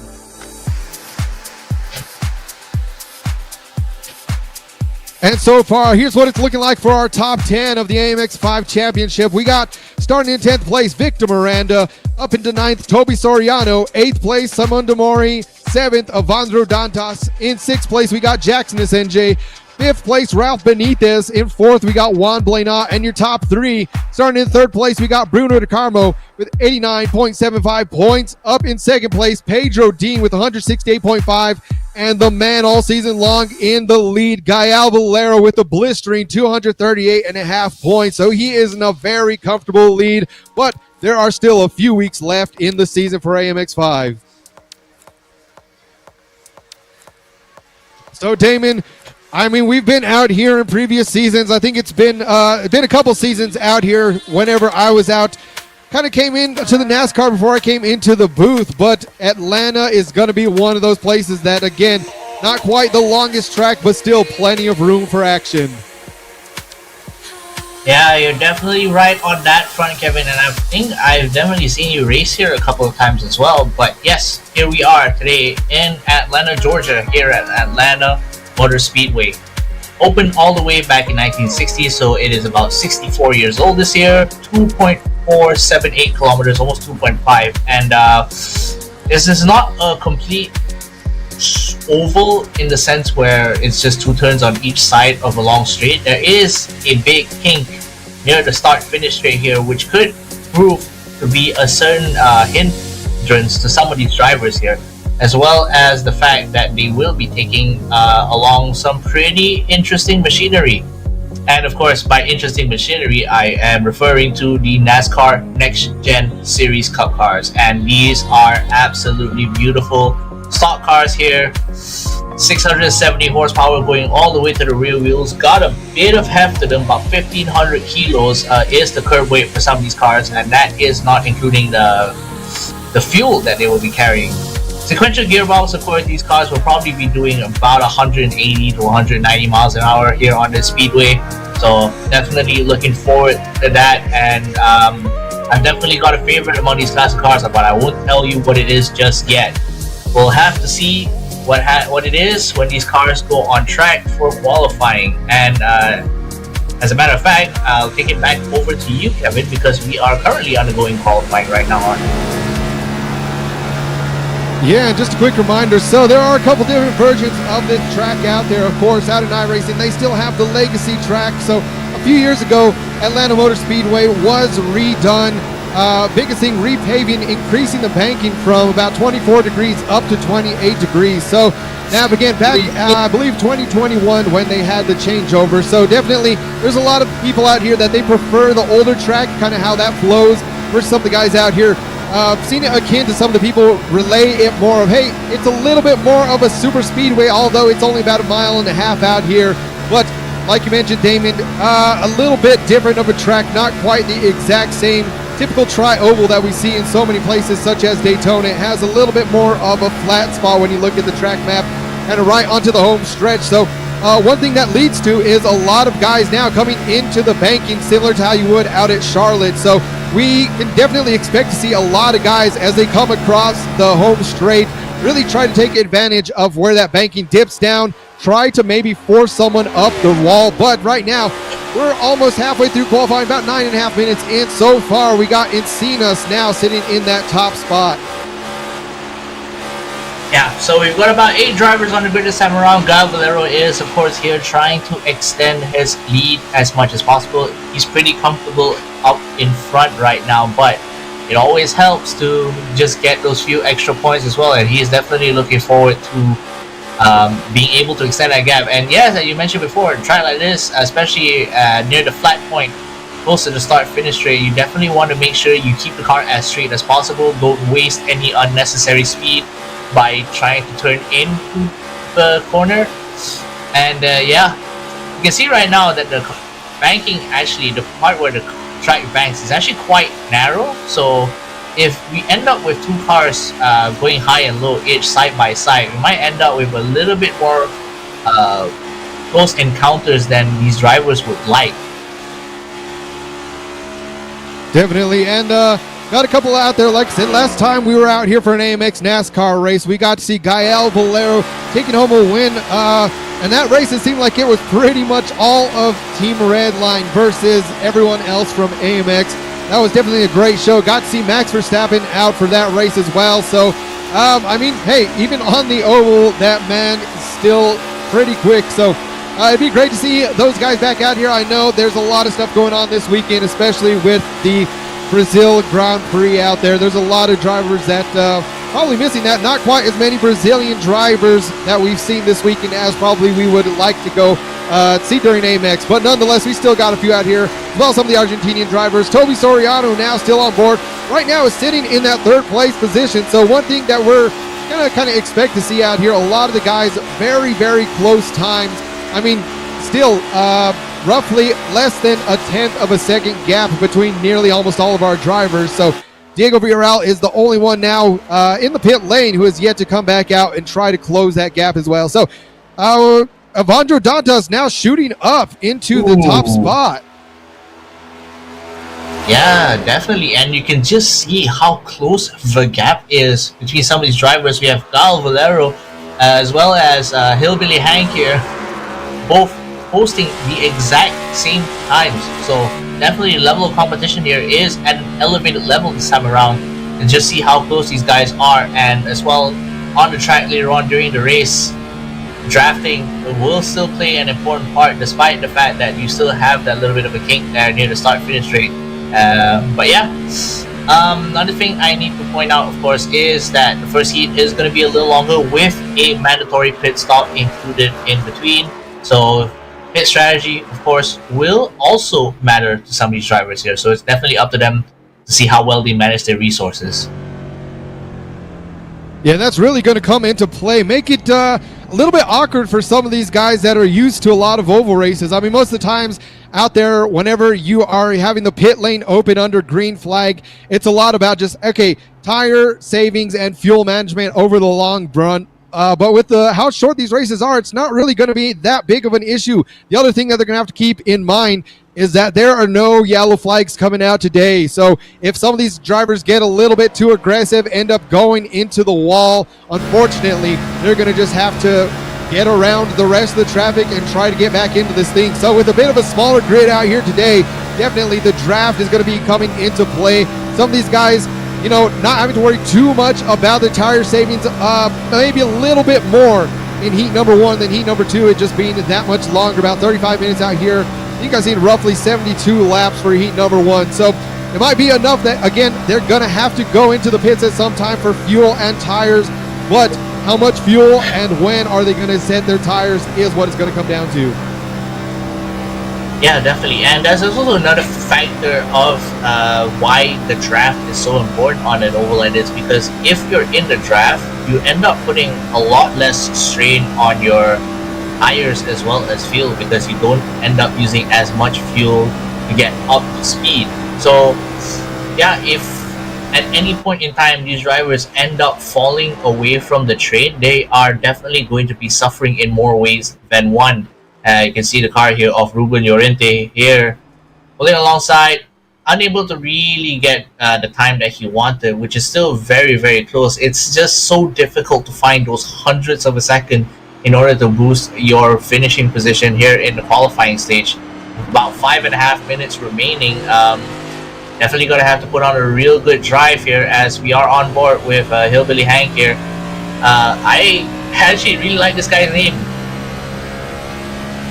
And I'm gonna have to ask him after the race how he did that, because I just looked up his profile in iRacing as well as his team name. His teammate name is showing on the timing screen, Jay DeVries, as well as his name inside of iRacing. So I'm gonna have to ask him, hey man, how'd you trick the timing to change your first and last name out to Hillbilly Hank? But nonetheless, it's always great to see another driver out here. Of course, you can tell, just kind of you know, with a name like that, you know this man is out here to have a great time. I've got to see him out there. If he's watching the stream, got a little bit of a wave to him. So, fun fact, I've been out here on Vice Motorsports, got to race with these guys a couple of times for some of the endurance races. So a great group of guys out here. Definitely, if you want to have fun, these are the guys to have fun with. So it's always great to see anyone out there. I love to see more of them out here on here. So Vice Motorsports, I know some of you guys are out there watching. We want to see you out here on track, especially when we have some fun races like this. Oh, switching up a little bit in the oval, a little bit different format than a normal oval race, but hey, that's part of the fun of AMX. But right now, we are under 5 minutes of qualifying left. We'll have to see out here the number 96 as he's coming across, still sitting in about 6th place. So a little bit towards the back of the pack. But again, not sure if that is strategy with some of these guys too, is, hey, I want to set a fast lap, but at the same time, I don't really want to be towards the front, because knowing that there's no cautions, you want to be out towards the front of the pack during the race, be able to set the pace. Yeah, there's also the proviso that there is a high chance that if you start at the front of the pack, you might end up caught up in an incident that you really don't want to be a part of. You don't want to end up in an incident that will force you into the pits early on, because that means you end up taking 2 pit stops instead of just the 1. Because for how long these races are, definitely fuel and tire wear will come into consideration, and if you burn your mandatory pit stop on an incident where you end up damaging the car, then you just end up losing even more time sitting in the pits trying to get your resources back up. And yeah, so far Evandro Danta is still doing a really good job holding on to this top spot here, about 300ths of a second in front of Encinas here, as well as Gerard Sardeni. And before we get into the race, this is a question that I think I've posed to you before, but I have to ask again: are you a Ford or a Chevy guy? Man, I gotta say, out there, I'm Team Chevy all day long, and in the case of when we were out at the Bathurst for the supercars, Team Holden. So definitely General Motors. Yep, I'm a Chevy guy. It's one of those kind of just always been there, always in motorsports, in real life. I love my Chevrolets. So and yeah, Damon, what would be your car if you're out here in the race today? Ooh, tough call. I'm kind of torn between Ford and Toyota. I am, as like you, I'm kind of biased towards Ford because my dad's car when I was growing up was a Ford as well, so kind of been biased there. But yeah, definitely fun to watch these cars around, especially these battles between Ford and Chevy, and of course Toyota coming in as well with the nice Camry body shell here. But all these cars kind of equally matched in most aspects, so it will still be a pretty tight contest here. As Toby Soriano, you see on your screen right now, trying to set his fast lap as well. And yeah, definitely going to be looking forward to seeing what happens. We've got less than 2 minutes left to the end of qualifying. Evandro Dantas there, still holding on to that top spot with that 31.321. So doesn't look like he'll be dethroned anytime soon. Yeah, definitely. I see someone out there in the chat just asking about, hey, man, what's the difference between these cars out here? Of course, we got a representation of everyone out on the field, Toyota, Ford, and Chevrolet. Yeah, they are pretty much all the same exact stock car underneath out here, especially in AMX. We are running fixed setups, so definitely it's going to come down to just driver skill. And like we got to see earlier on in AMX ZERO, we were out at Wild West Motorsports Park. A lot of it comes down to skill, but a lot of it also comes down to luck. So we'll have to see. As right now, this is your current championship leader, Gael Valero, currently sitting in 5th place. So, I mean, as close as the qualifying is out here, these guys are still super close in all their times. So, I mean, still great times, but that just goes to show how much you have to really focus and dial it in, how smooth you have to be with your inputs if you want to be towards the front of the pack during qualifying. But still, Gael Valero, I mean, for the size of the grid, 5th place, not a bad place to be, especially once we head into the reverse grid. He'll bump up 1 place if this is where he stays. So, less than 30 seconds to go. We're going to follow along Gael Valero as he comes across the start-finish. Yeah, Gael Valero not really being able to improve, but I think he is. Oh, actually, I take that back. He did improve. In fact, jumped up 2 positions, 31.348 there. And Cenas as well improved on his time, but still holding on to that P2 spot. So Gael Valero ending up in the top 4. So pretty good result from him, all things considered. But fastest qualifying session today does go to Evandro Dantas there. And what a way to finish, because as you recall earlier during AMX ZERO when we were with the off-road trucks, it ended up not doing too hot. Yeah, so like I said, definitely a chance for redemption for some of these drivers from earlier on in the day. But coming across out in 1st place, we got Evandro Dantas, the Brazilian, repping it for his team, for his home country. Now we'll have to see if he's able to get the win out in heats 1 and 2. In 2nd place, we got Hero Encinas. 3rd, Toby Soriano. In 4th place, Gael Valero. 5th, Gerard Sardeni. 6th place, we got Hillbilly Hank going on there, Jay DeVries. 7th, we got Ruben Llorente. And in 8th place, we got Diego Villarreal. So that is going to put Diego Villarreal, the leader. Let's see how well he's going to be able to do out here, get a good jump. We've seen that time and time again from Diego, especially in our AMX 10 races out in the TCR cars. Diego is one of those guys that seems to do a great job at start. So I think it's one of those, he puts a lot on the line. So it's either going to be a great start or yeah, he's going to mess up the start. But hopefully today, like we said, Diego, we love that guy out here. Been with AMX for a really long time. One of the main guys out for start racing. So I have a pretty good idea. I think he's going to do pretty well out here. Of course, I got to compete against him myself when I first came into AMX out the only season that we had an entire season dedicated to NASCAR racing. So definitely a great guy to race against out here. Yeah, definitely. And I know for a fact Diego, while sometimes he might not always be on the pace of the fastest drivers here, we know for a fact that he's very consistent in participation as well as being able to maintain his own pace when it comes to races like this. So we're on the track for Heat 1. They're starting for the pit lane and then do one formation lap before the actual start of the race. And the launch from the start is going to matter quite a lot here, because if you miss time your launch, you already are in trouble.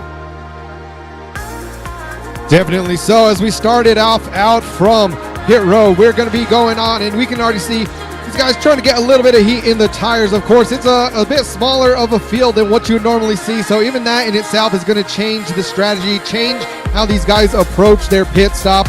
But Diego Villarreal trying to just focus, lock in, because he knows he wants to have that race win, especially out here in the oval. But he has plenty of guys out there. Like I said, Gael Valero, your championship leader.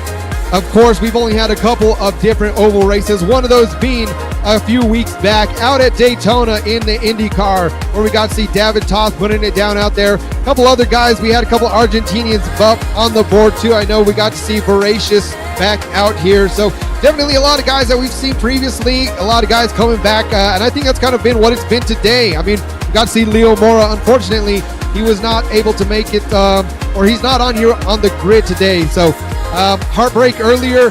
Damon, let's see if we're going to have some more heartbreak going on the grid today. God, I hope you didn't just jinx it. Yeah. But yeah, let's hope everyone keeps it night tidy. Here comes the safety car going back into the pits, which means we are just about ready to set off. Here they come, and there's the launch. Diego Villarreal gets an early jump on the start-finish straight here, pulls ahead immediately, and the car number 96 here of Hillbilly Hank pulls up right beside him, but Ruben Llorente Jr. also is too wide going into the first turn here in lap 1 Atlanta. 3 wide, as a matter of fact, with one train on the high side, one train on the low side. So they'll be merging sometime soon, but you have to be careful when you merge. You don't want to end up getting into another car here. And right now, pretty clean lap 1 so far, I gotta say.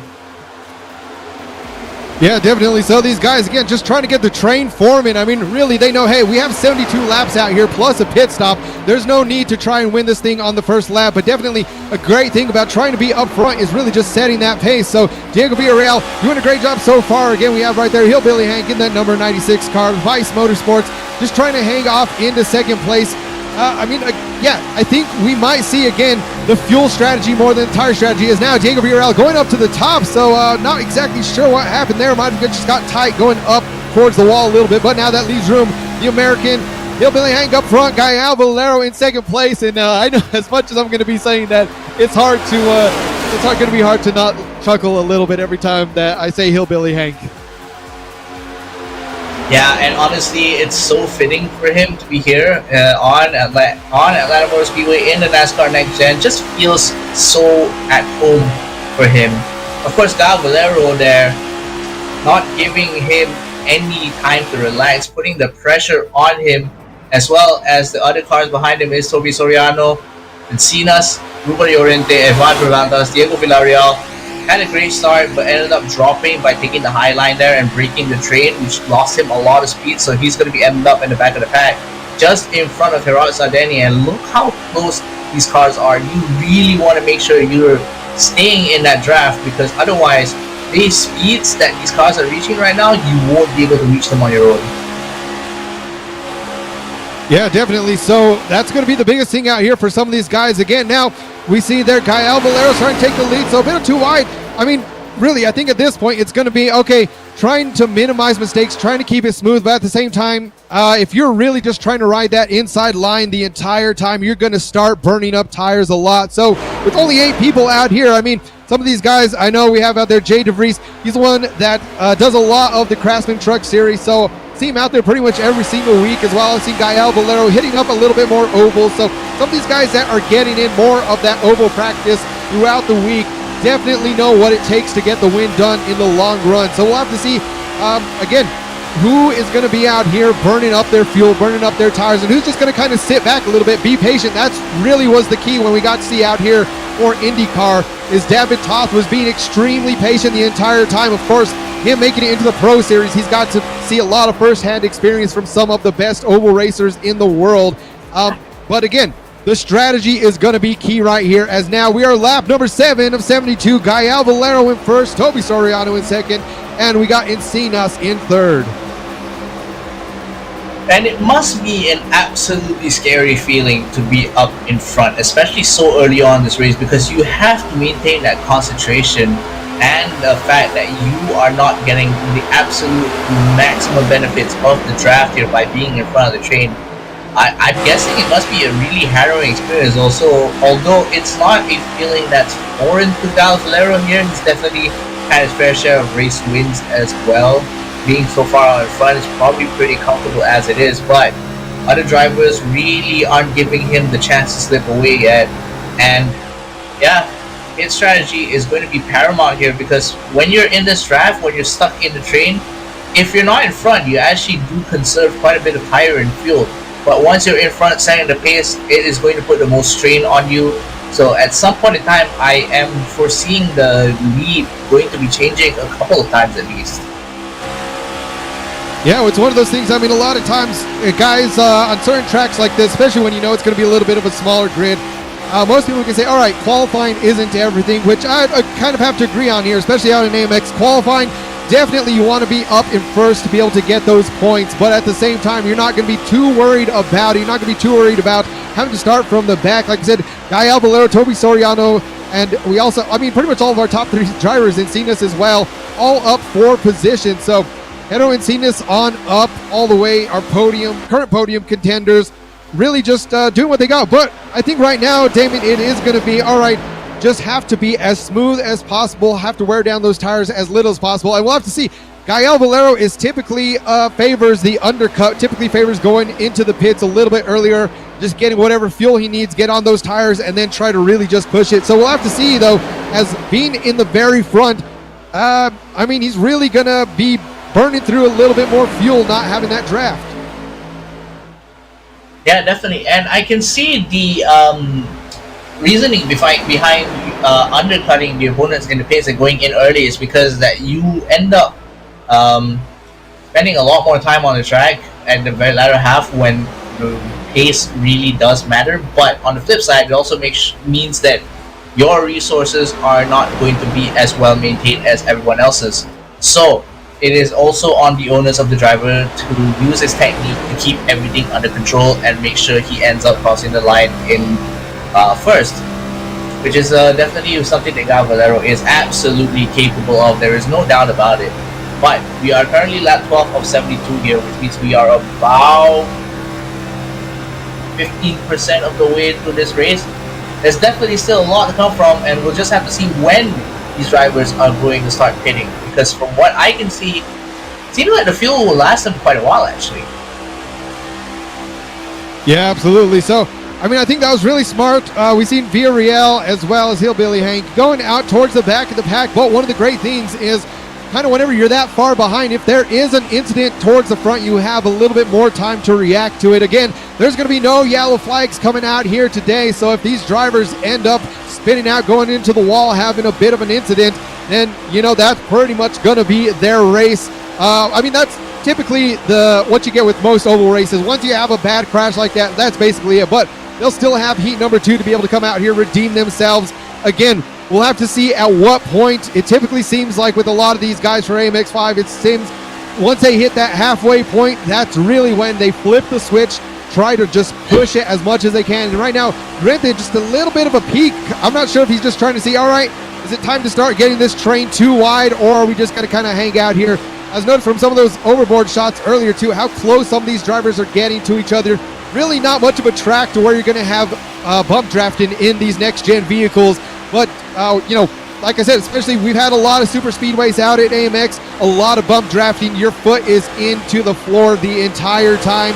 Versus out here, definitely got to ride about 70-80% throttle through some of these bankings. So that's definitely going to be the strategy for the saving.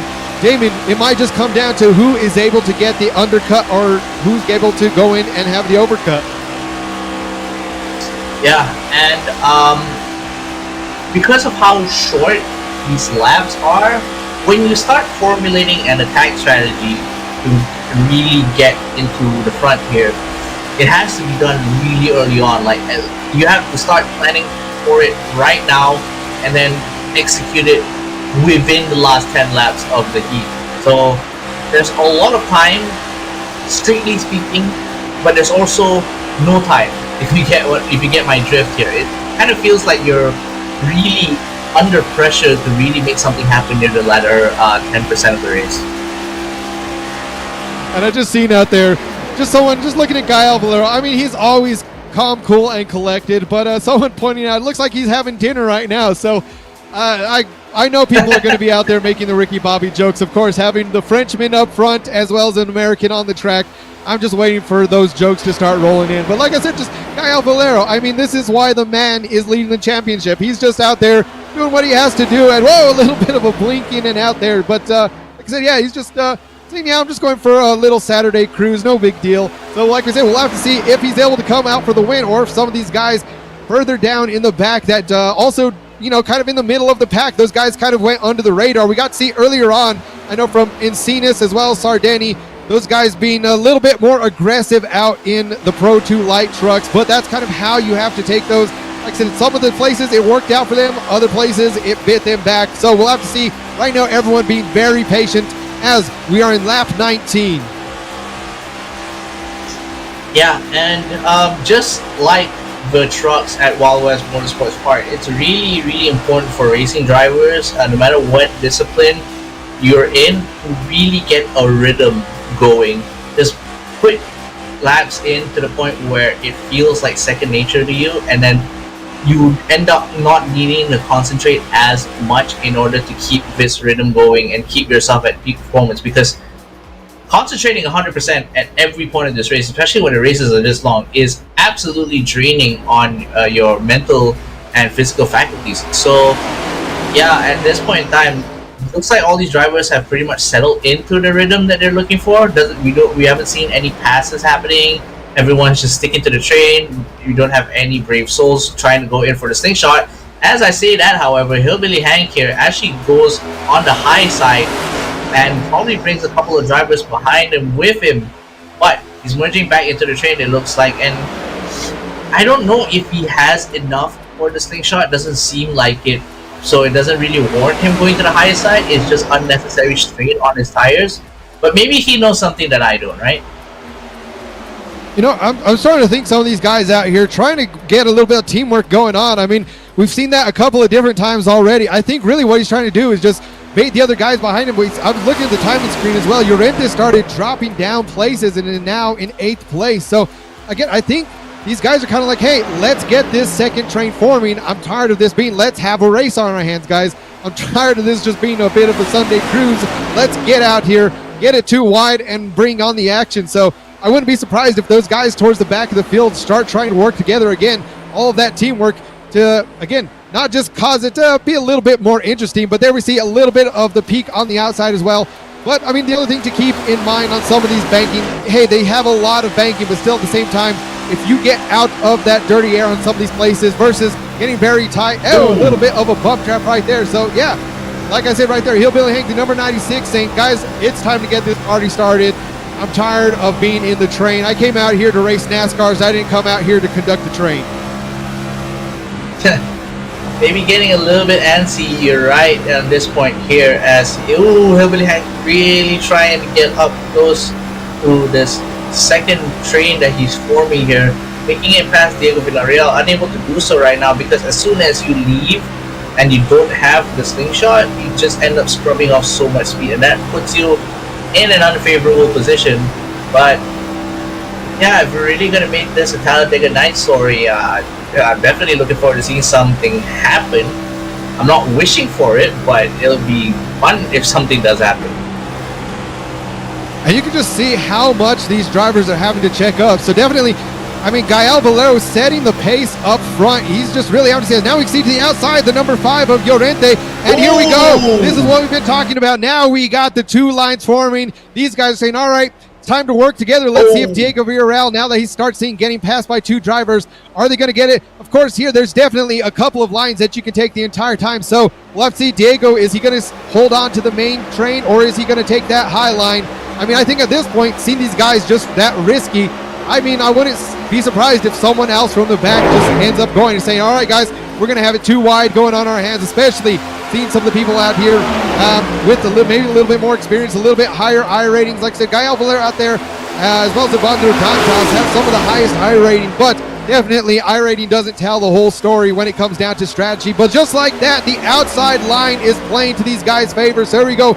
Llorente back up to the front now, leaving Hillbilly Hank out to dry a little bit. So he's trying to get that side draft onto Gael Valero. We'll see if he's able to do it and get back up. But just like that, like we said, we know these guys are getting a little bit antsy, seeing how much they have to check up. Gael Valero trying not to just push it as hard as he can, trying to save fuel, save tires. But just like that, it's come back to bite them.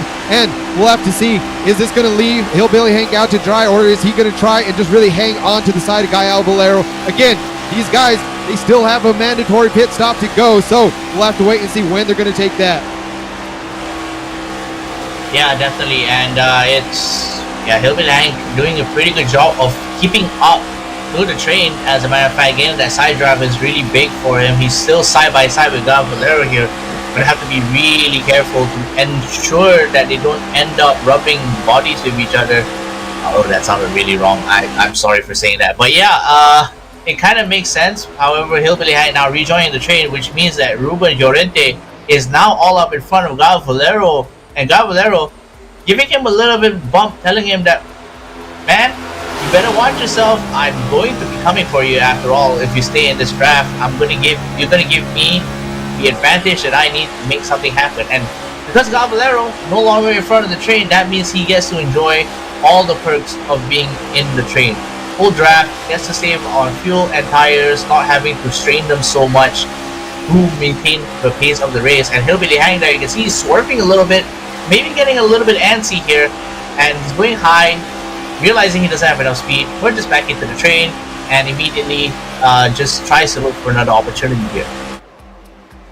And then we see just trying to ride the line, seeing if he has enough space to be able to kind of dive it to the inside. But right now, these guys are all back in the train. There we see Ruben Llorente. You can just see how much of a run some of these guys get going into the banking out here, especially right out there into turns 3 and 4.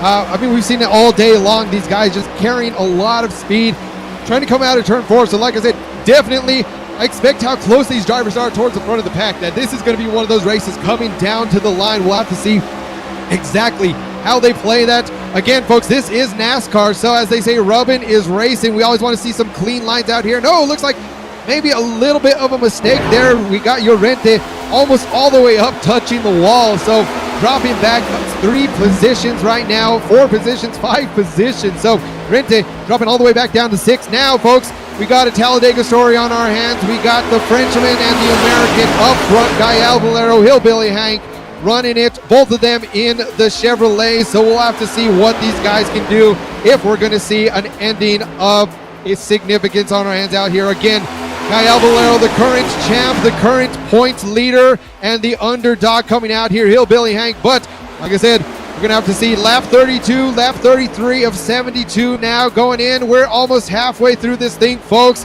When are these guys going to pit, and who are they going to have to help get back up to the front?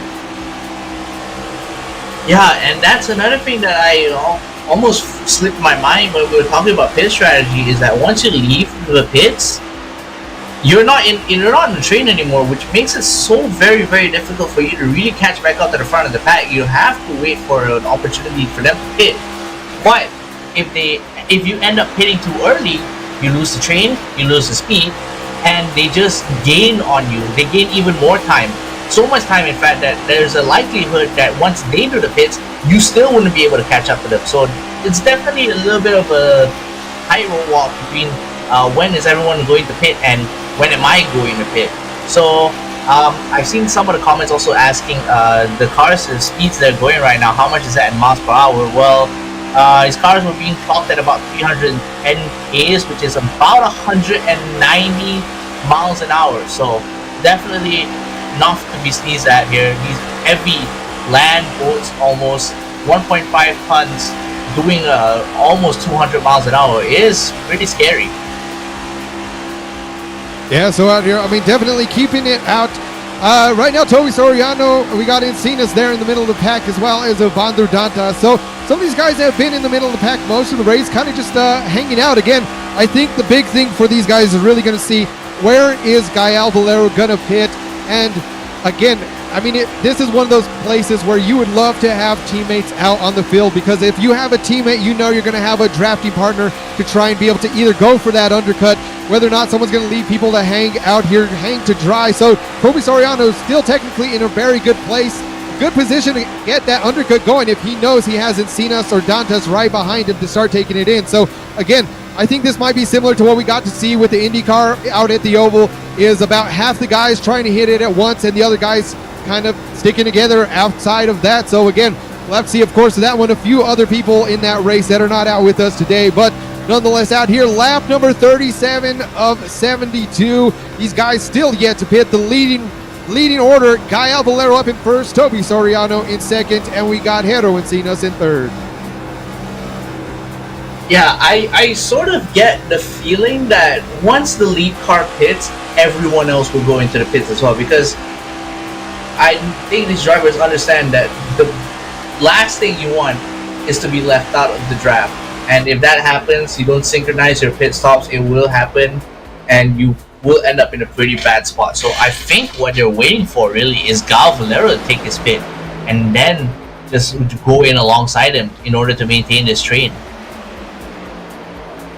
Yeah, and again, just like that, so we got Hillbilly, Hank, Sardani, and Llorente, all three back in the pack again. This is kind of what we got to see earlier, and now these guys, I mean, really just cutting the inside apron coming across the tri-oval there. So, again, definitely, I mean, you can do that all day long, but I think some of these guys really trying to use the entirety of the track. Now we can see back on board with the fellow American.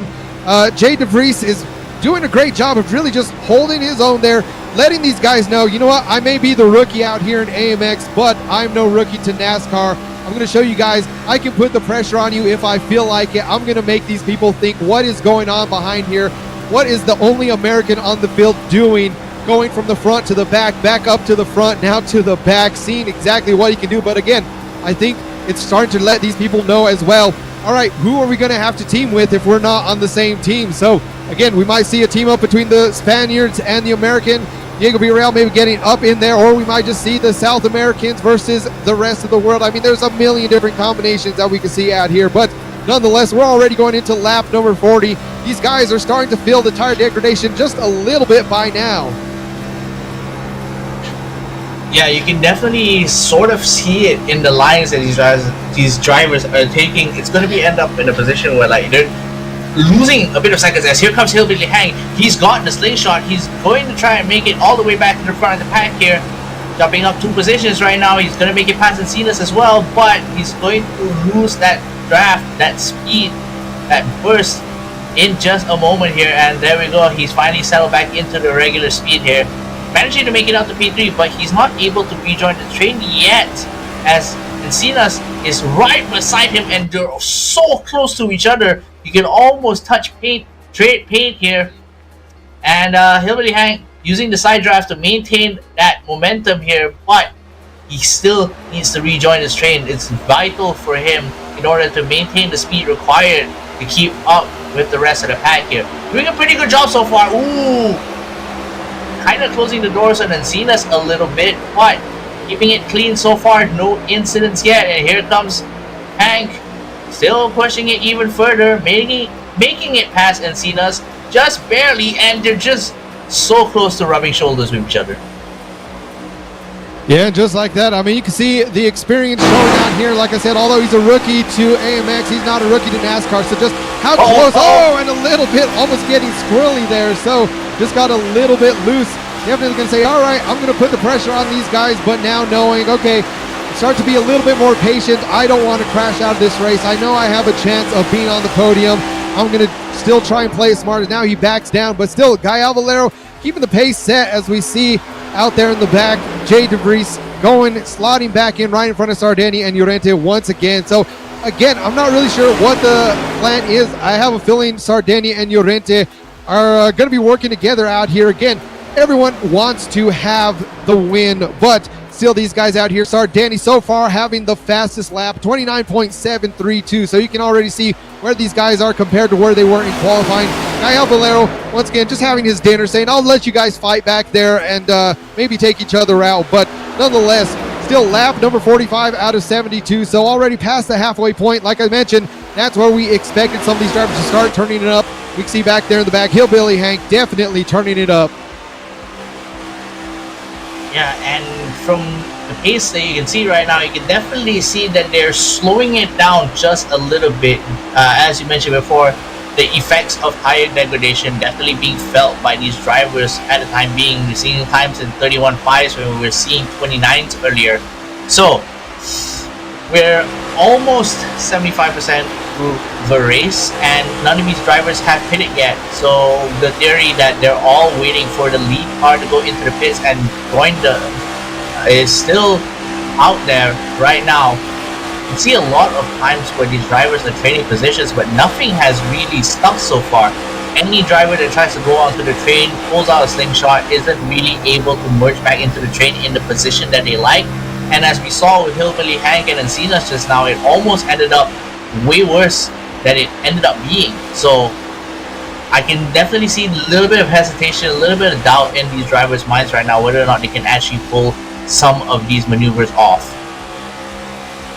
And one of the hard parts is, I mean, a lot of these guys in the next gen NASCAR vehicles, it's kind of a love-hate for a lot of people in iRacing and in real life, but definitely in iRacing, a lot of these guys, not always the biggest fans. Is a great slingshot move coming out of turn 2 right there. We got Hillbilly Hank once again trying to make his way back up to the front of the pack, and we can see just how much, like I said, the momentum out here is everything around Atlanta Motor Speedway, especially, like I said, with that increase in the banking from when they had the repave, just really able to push it now, trying to hold the outside line. I mean, really the middle line of the track is very viable. We see it all the time, all the way in real life and both in the eNASCAR series.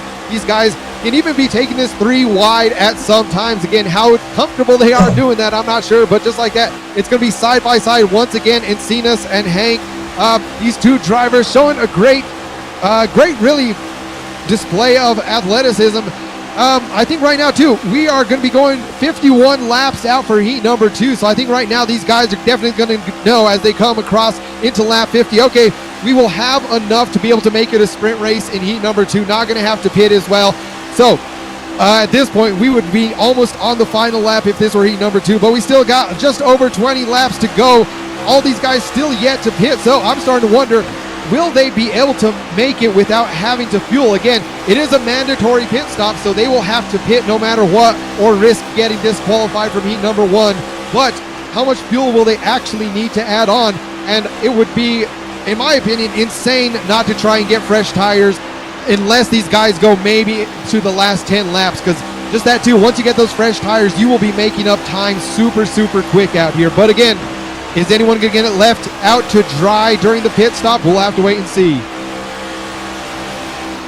Yeah, and what you said definitely makes sense, because if you have enough fuel to go the entire distance, you wouldn't need to refill in the pits, which means you save a lot of time when all you need to do is pit in for a fresh set of tires. And I'm seeing the comments are asking, how long does the pit stop take?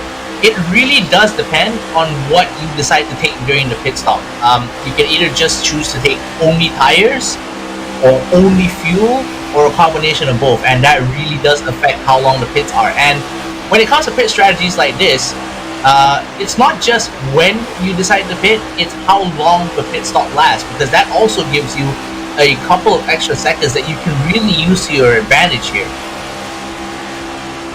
And then we see the move now to the inside. We got Hillbilly Hank going inside. Evandro Dantas now sliding right up into 4th place. So definitely that's a bit of a gutsy move depending on how well you trust the other drivers. I know we've seen that a couple seasons ago with some of these drivers trying to make that move happen just to really get blocked on the inside. But now, here we go. Hillbilly Hank getting a little bit more aggressive, saying, all right, these guys, they're getting a little bit too comfortable out here. So again, these guys all trying to keep it clean, but at the same time, this is still a NASCAR race. We still have a race on our hands, and it is still anyone's game at this point. I mean, the other thing to talk about pit strategies is seeing how well some of these guys are doing.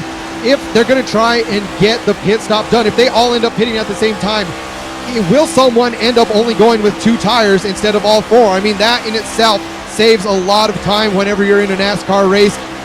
Maybe not quite as much, but again, still 2 sides at a time. That is still a few seconds that might be able to get out into the front of the pack and really just try to set the pace. Again, there's going to be that draft going on behind you. They'll catch up pretty quick, but there's only maybe 10 laps left when these guys pit.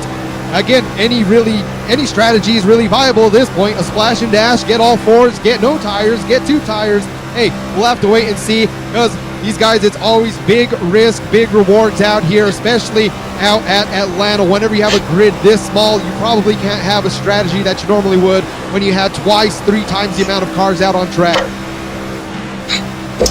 Yeah, and because us here at the commentators box don't really get to see how much of these resources that these drivers have left, all we can really do is make an educated guess on what they will end up doing. And as you said, there's definitely a few ways they can go about it to make their pit stops even faster.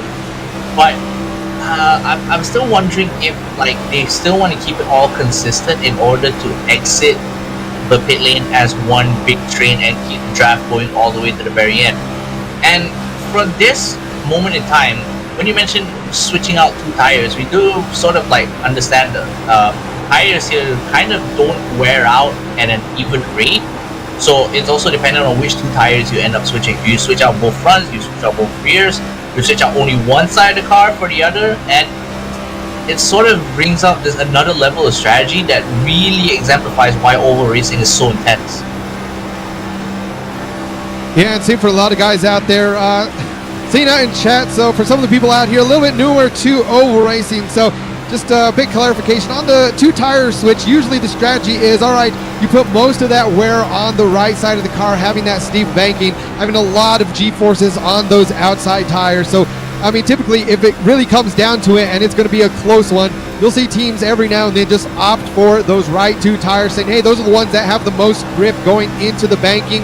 Especially out here, about 28 degrees banking out at Atlanta Motor Speedway. So nothing to really shy away from, especially it's not quite as straight lined as a super speedway. So although we've seen some of these guys trying to do a little bit of bump drafting, still it's more just letting them know, hey man, we need to pick up the pace. We need to not be getting too comfortable out here, or else these guys from the back are going to start teaming up, start trying to pass us. And I wouldn't doubt it if the guys towards the back try to stay out one more lap from everyone else in front, just to try and really get that overcut, try to have a little bit of teamwork, get into the pits, come out, especially once they're able to see if they have a spotter, how much these other guys up towards the front. What did they do? Did they take all 4 tires? If they did, okay, let's not take all 4 tires. Let's only take a couple. But just like that, a mistake was made, and we have Hillbilly Hank up into P2.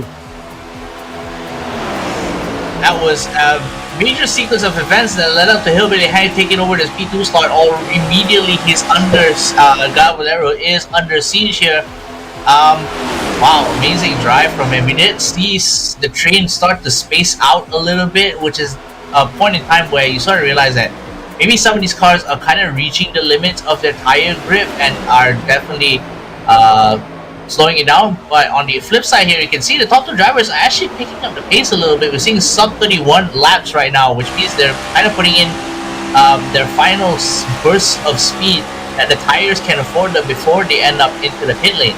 So with this knowledge in mind, I still don't quite know whether or not they will do a tire swap. Yeah, I mean, these guys, absolutely, they're still showing great pace, slowing down a little bit from where they were earlier, but usually the big thing to keep in mind is how much of that dirty air is coming into play. If everyone is out in the train like they've been all race long, I can expect more of the same, but here goes Gael Valero now to the inside. We see an inside and outside there. Toby Soriano as well as Encinas trying to get that train forming up. And Gael Valero, whoa, not sure what happened. It looks like he may be coming in for his pit stop as well. We have Hillbilly Hank trying to get right in front of them. So we got 3 drivers hitting the pits. A bit of a lockup from these guys as well. Gonna have to make sure if none of them got a speeding penalty. Yeah, I think this is pretty solid. These 3 cars ended up in the pits together. When they come out at the same time, they'll be in the train as well. So that means they will be undercutting the front pack a little bit. We'll have to see how long each driver's pits are. And you can see Evandro Dantas already making a move immediately. Fastest pit out of the 3 of the drivers right now. Gael Valero actually coming out on the tail end of that. He's bottom of the pack now, and he's got to catch back up to these drivers to form that train. And here comes the cars. They're lapping them as right now they're backing up. But Gael Valero, Hillbilly Hank, and Evandro Dantas, they have to work together. Keep this train running. They need the speed to catch up to the rest of the pack. Yeah, you say that, but as well, none of the guys in front have opted to pit. I expected them to go one more lap out, but just like that, Diego Villarreal now leading the pack. So we got 2 more guys. This is what I was worried about earlier. I mean, they still have a drafting partner, but at the same time, it's going to be that much harder for them. They're really going to have to get on the end of the train. 3 drivers, you might get away with. 2, I'm not expecting them to get away with this. So this might really have been the mistake of I mean, it's really hard because, again, Diego Villarreal knows he has to pull something out of his hat if he wants to get up onto the podium. And him, Sardeni, Urente, all of those 3 drivers right now definitely working together to try and get all on the podium. But nonetheless, here we go, folks. We're going to have to see where do these guys come back out in front. We got Hillbilly Hank leading the pitters. It's going to be a close one where these guys rejoin, but it's going to look like Hillbilly Hank, Evandro Dantas, Gael Valero just going to be in front of as they cross the blue cone. Now able to rejoin, and I think they might have just rejoined slightly too late. Yeah, and now hard to say. I don't know if Ruben is going to go into the pits. Yeah, he is on the flat surface there. Yeah, it looks like he's going in for the pits, which means he is alone. That might be an even bigger mistake than the last 2 drivers that ended up in the pits. Because when he comes out, he probably won't have a drafting partner.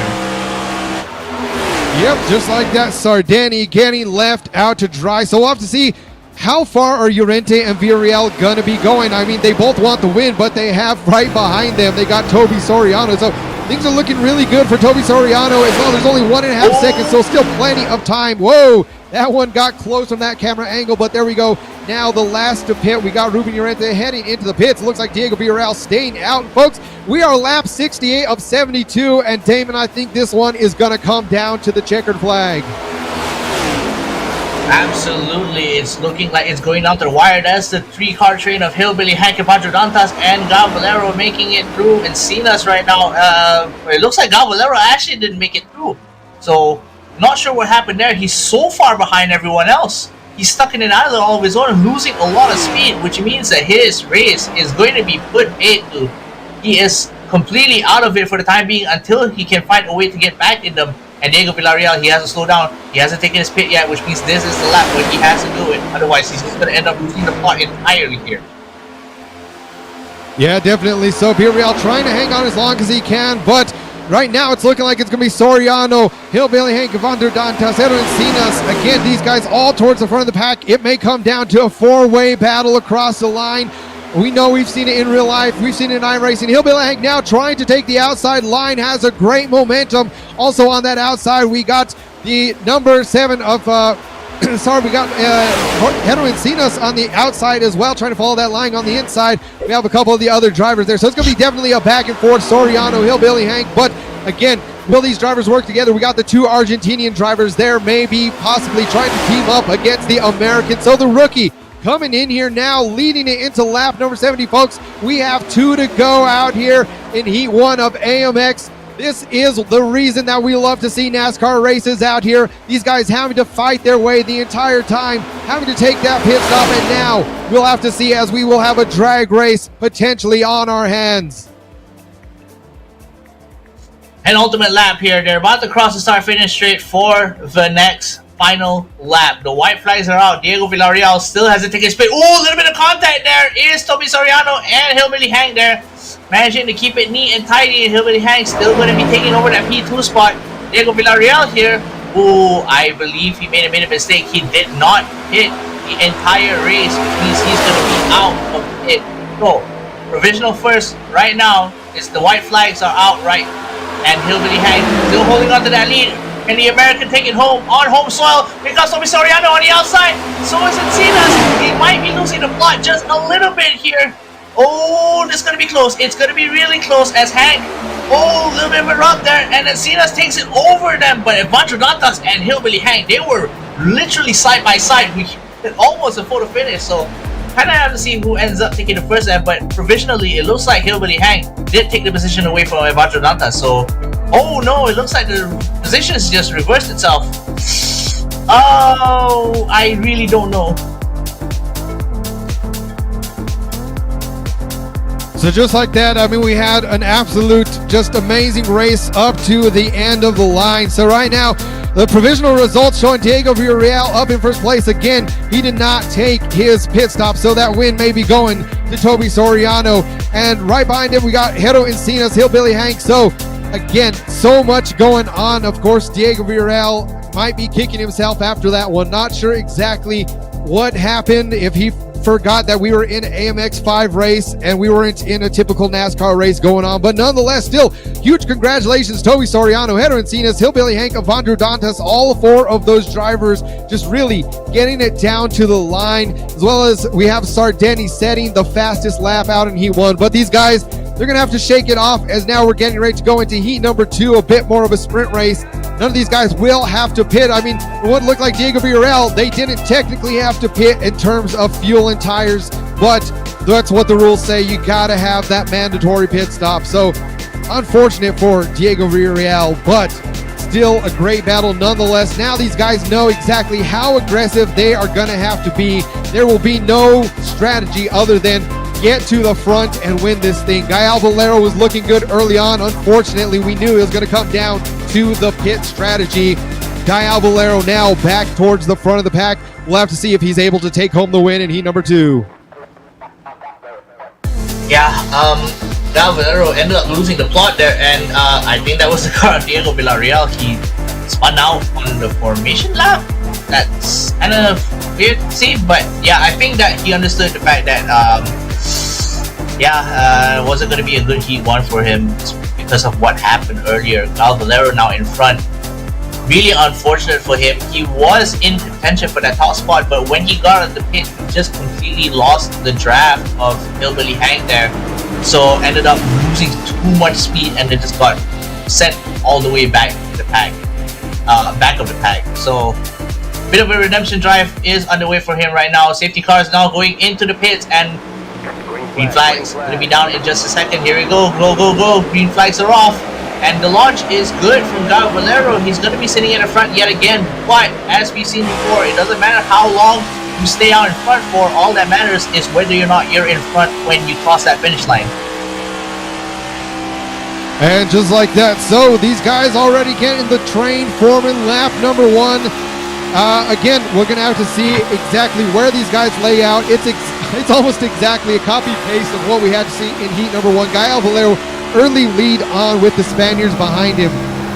But nonetheless, are these guys going to drop back once again, try to just save their tires a little bit more, try to go for a run on the very end? I mean, the guys there were only in the pits for just a few seconds. So, I mean, with how short those pit stops were, I'm going to have to probably watch back to see exactly what they did, what they didn't do. But again, unfortunately, Guy Valero had a little bit of tire speed coming out of the pits out there in Heat number 1 and just started falling away from the draft. So he's going to look to get a win out here.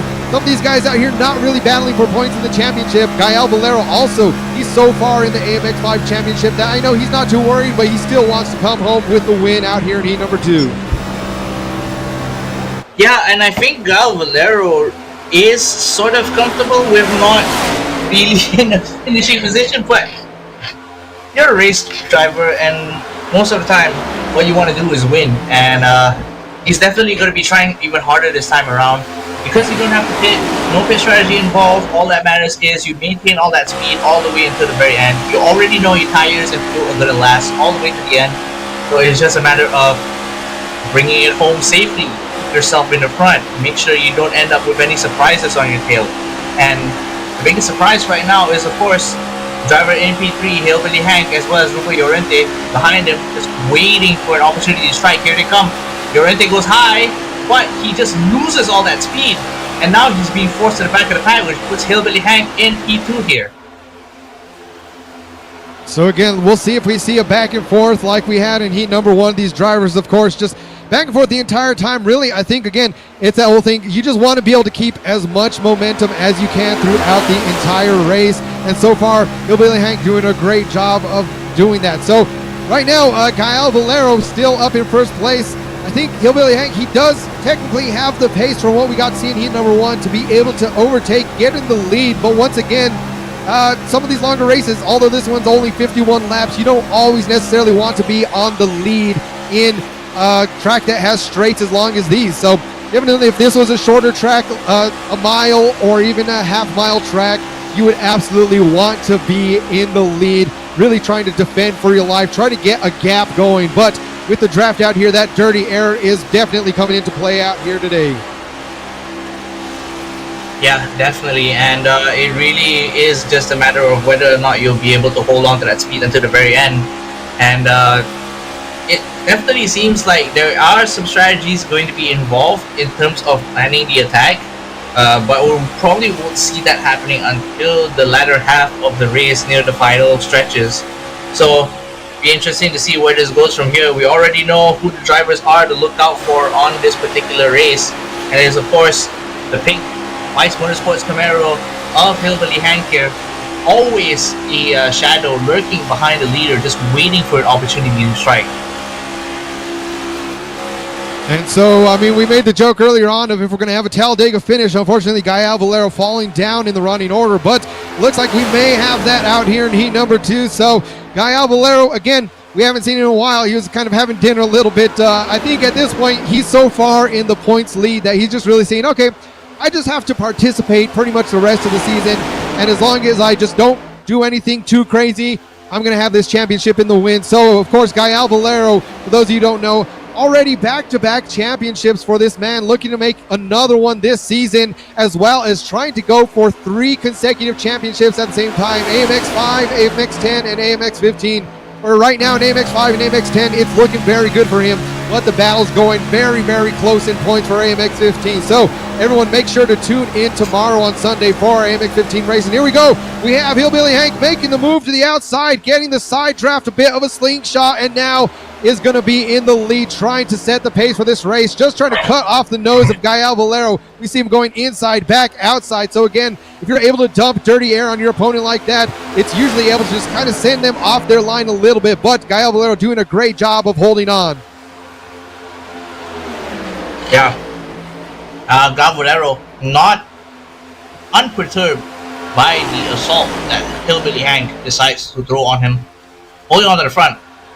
But that means Gael Valero gets to match the pace and be able to accelerate himself whenever he feels like it. He can go for the slingshot himself and try to make the pass happen on him as well. But he looks like he's just going to hang back and wait.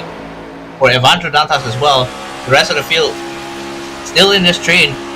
And we're still very, very early on. We're about 20% of the way through this race for the time being.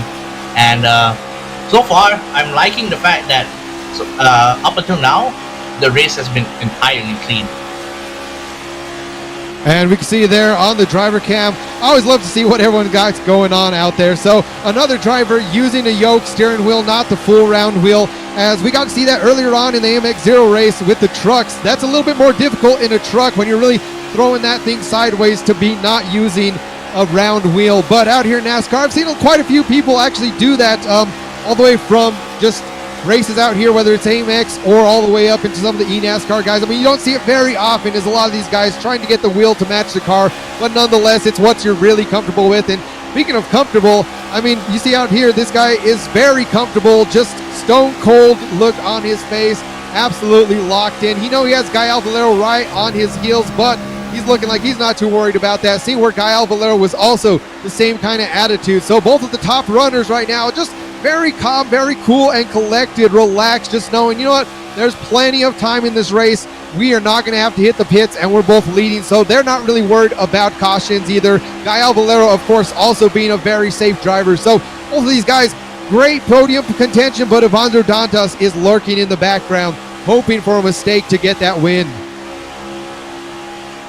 Yeah, but so far it looks like all these drivers kind of have a really good handle on their cars right now, and I've noticed some of the chatters here are saying that they want to see crashes and flying car parts. Well, I don't think the drivers themselves would like that to happen because they want to be always in contention for that race, and the race win is going to be what matters the most to them. So, keeping it nice and clean is what we like to see here. Sometimes there will be action, especially if you've already tuned into our AMX ZERO race earlier today. That was completely full of action. So if you missed it, you can go back and check the VOD later on after this race day is over. But for NASCAR here on the ovals, definitely keeping it neat and tidy is the way to go here. So we're going to go as now we are on lap number 16 out here in heat number 2. We got the running order of Hillbilly Hank up front, Gael Valero second, Evandro Dantas in third. So all the way down now, it's looking like some of these guys might be trying to start a 2-line train going out here. So some of these guys kind of peeking to the outside, seeing do we have enough momentum, as well as if anyone behind them is going to really follow suit. But towards the very back, I got to see out there Llorente and Sardani, both of those guys way out in the back. So we might have to see exactly what happened if any of those guys got a little bit loose, maybe go up into the wall, scrape the wall. I know I have been victim of that myself, and once you do that, that's really the only mistake that really kind of your race is in the bags once you do that. So we might have to see if we get a replay going on to see exactly what happened now that Sardani is a lap down. Yeah, it kind of doesn't really make sense that he's completely lost the train unless something has happened to him, which I think we may have missed. But regardless, right now, Ruben Llorente and Sardani stuck in the back here, unable to really catch up because both of them are in completely different islands of their own, which means they don't have the speed boost that drop is, and you can see it reflected in the lap time as well. Hillbilly Hank, I think he's lost the car! Yeah, just like that, I seen Gael Valero and him. Gael Valero getting really close to the rear bumper, and he just started sliding up a little bit. I know he was trying to dump dirty air onto the front of Gael Valero, just trying to really stay there, stay into the lead. But unfortunately, just like that, gets clipped a little bit, and that might be his race in the bags. But still, a great effort out here for the number 96 Vice Motorsports car. Now, having to hit the pit lane, get some of that damage fixed, and hope to get back on the track. I think at this point, he's hoping that error is going to happen once again, and these guys are going to have the big one, letting him catch up. So we'll have to just wait and see, as that is pretty much the first real incident that we've kind of seen all day long. Amadeus curse strikes again. I was just mentioning the fact that these drivers have been managing to keep it clean past 40 minutes, and immediately I was proven wrong. Jinxed them, Hillbilly Hank especially. By him, I don't think there was even any contact involved. I think he just lost the car underneath him and ended up crashing into the barrier there. Relatively little damage as far as damage is concerned, because he got out of the pits quite quickly. So I think he's okay. But the problem is right now is that he is now stuck at the bottom, 22 seconds behind the lead car, 22 seconds behind Ruben Llorente here, with no draft in sight. So definitely going to be an issue for him. And this is one of those places that I'm sure that he's wishing we had yellow flags out here. Just that would give him that opportunity to get back out on track. Although he'd be shuffled all the way to the back, he wouldn't be a lap down right now. Or even just if there's other yellow flags, to be able to come out, be able to get that lucky dog, be able to get back his lead lap. So like I said, it's just unfortunate. We've said that at the beginning of the race. A lot of skill out here, but also a lot of luck. There was a good luck for him. He was able to get up onto the podium out there in heat number 1, but now in heat number 2, as looks like we're going to be heading over to a full screen replay to see exactly what happened in that incident there. So him and Gael Valero, again, locked up really tight, and Gael Valero just, it looked like the slightest bit of contact as they were going out of turn number 2.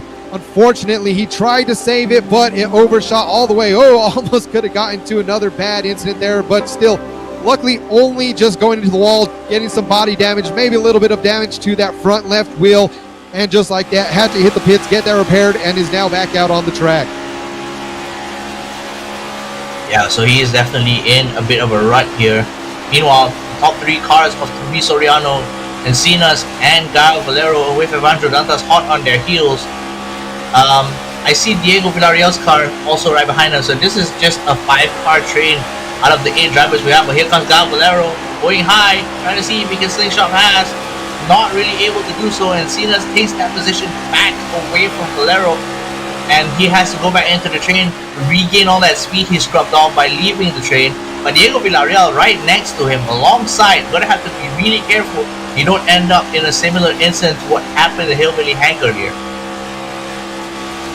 Yeah, definitely. I mean, again, so showing he had pace out here, able to get on the podium out there in heat number 1, but we'll have to see as these guys still up front with the Argentinians doing a great job. It might be Toby Soriano coming away out here. Again, we got to see Diego Villarreal cross the finish line in first place, but he did not take that mandatory pit stop. So as it sits right now, Toby Soriano really to be the winner for that heat number 1. We'll have to see if he's able to get the win again out here in heat number 2. I know, seen Toby Soriano plenty of times out on the road races, but if you throw him behind the wheel of a NASCAR, he's definitely going to be showing pace as well. So still a great job. I mean, Evandro Dantas as well, one of those drivers we got to see him having really good qualifying out there in first place, but just a little bit of issues going on. Finished 5th place last heat. So again, it's still anyone's game. We are roughly about halfway through this thing in heat number 2, folks.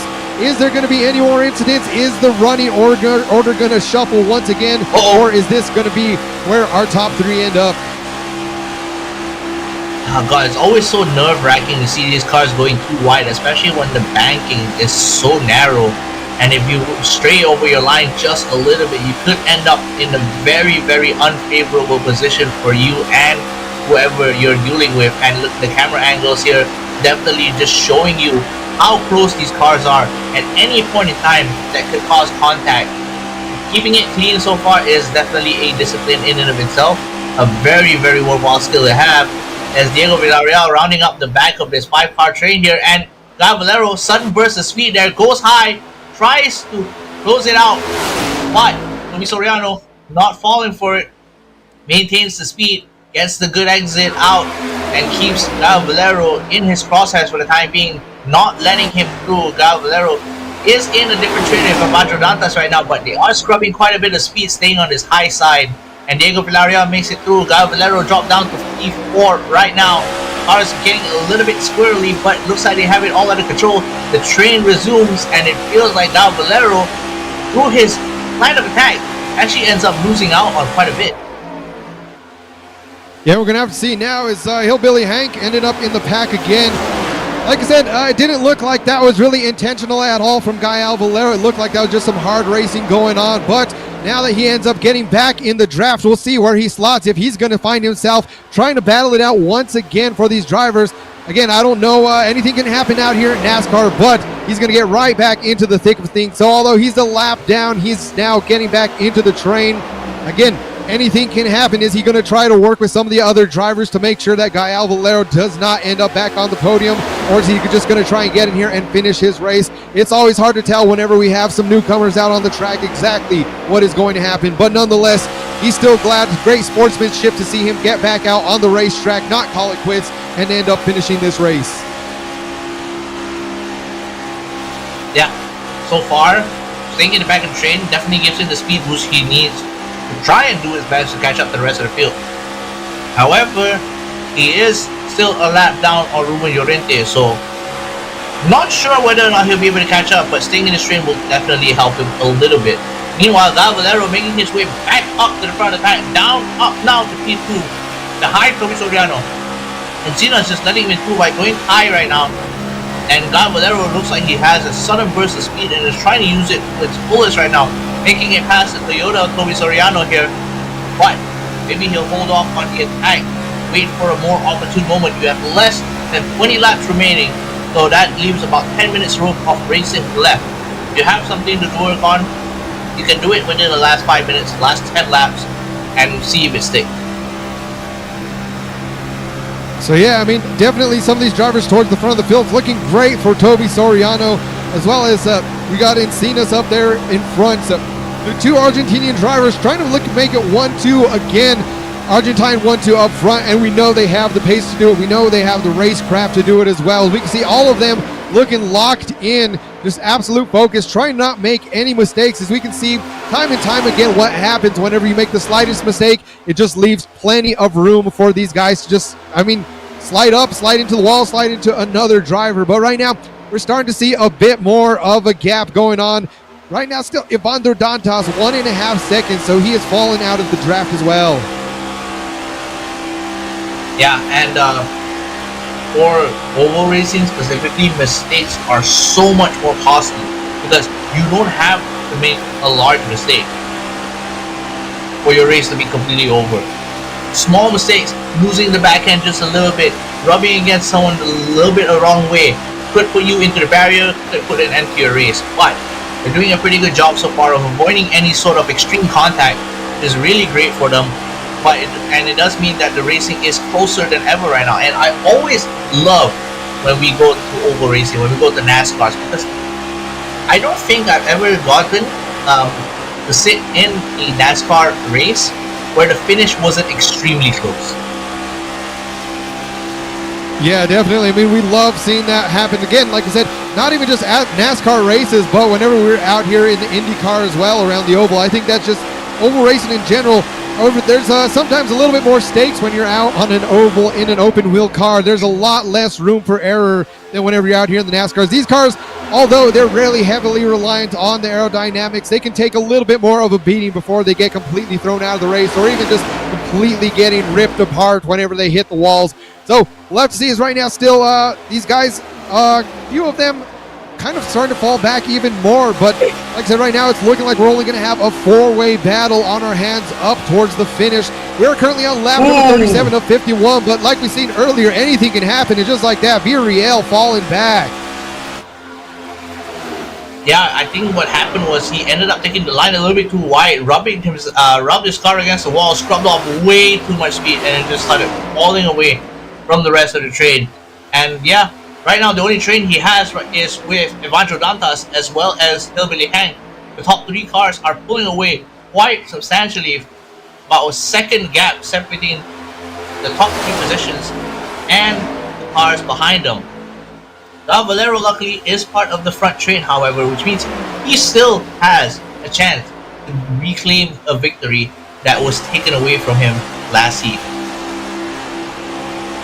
Yeah, definitely. A lot of the guys right now up towards the front, outside of Gael Valero, they're not really fighting too much for points in the overall championship right now. That is pretty much left up to Gael Valero. So, of course, he knows that this is going to be a great opportunity for him. Toby Soriano sitting pretty far back in the standings as well. So I think right now about 9th place. So with these guys so far back, as well as Encinas not really showing up out for AMX 5 this season, except now in the NASCAR race.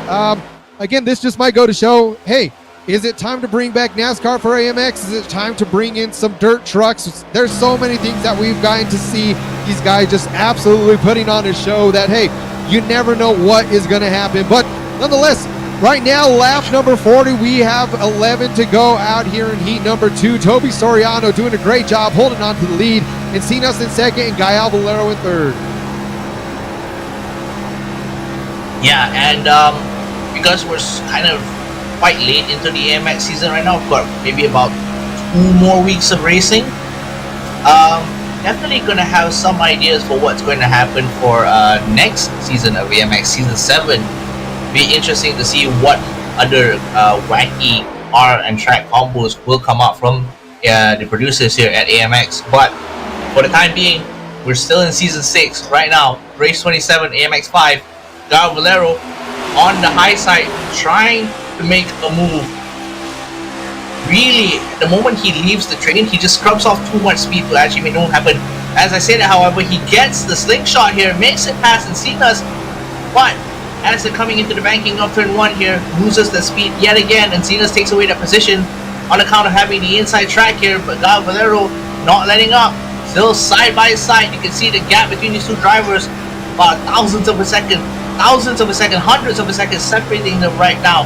And Gael Valero, you can see, he just lost a lot of speed, down to 260 k's there a little bit, which gave Encinas the position back. So now he's back on the train, still trying to wait for a move. Oh man, it's really, really hard to call. Here comes Ivancho Dantas right out of nowhere.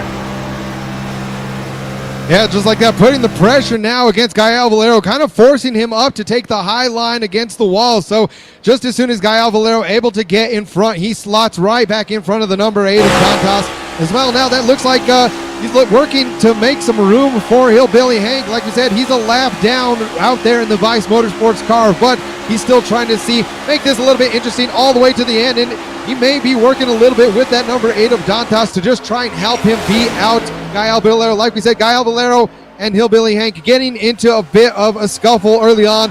Like I said, it looked like just a racing incident, but nonetheless, if you're going to do what you got to do out here, you don't have your teammates on the field, you start to form alliances, and just like that, Dantas into the wall, just scrubbing off that speed now. So not sure exactly where he's going to fall in this order, but Toby Soriano now, Gael Valero, the top two side by side. We got the two trains forming, folks. This is where things are about to heat up.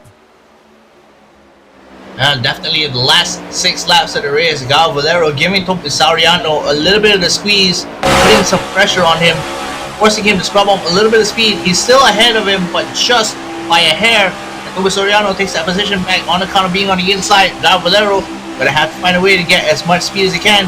He does end up with that little burst there at the end of the little tiny cake there before the start finish straight, but Toby Soriano really not letting him through. And in fact, Encinas is also not letting him through. In fact, I don't think he can merge with this train right now because Hillbilly Hank's right behind him.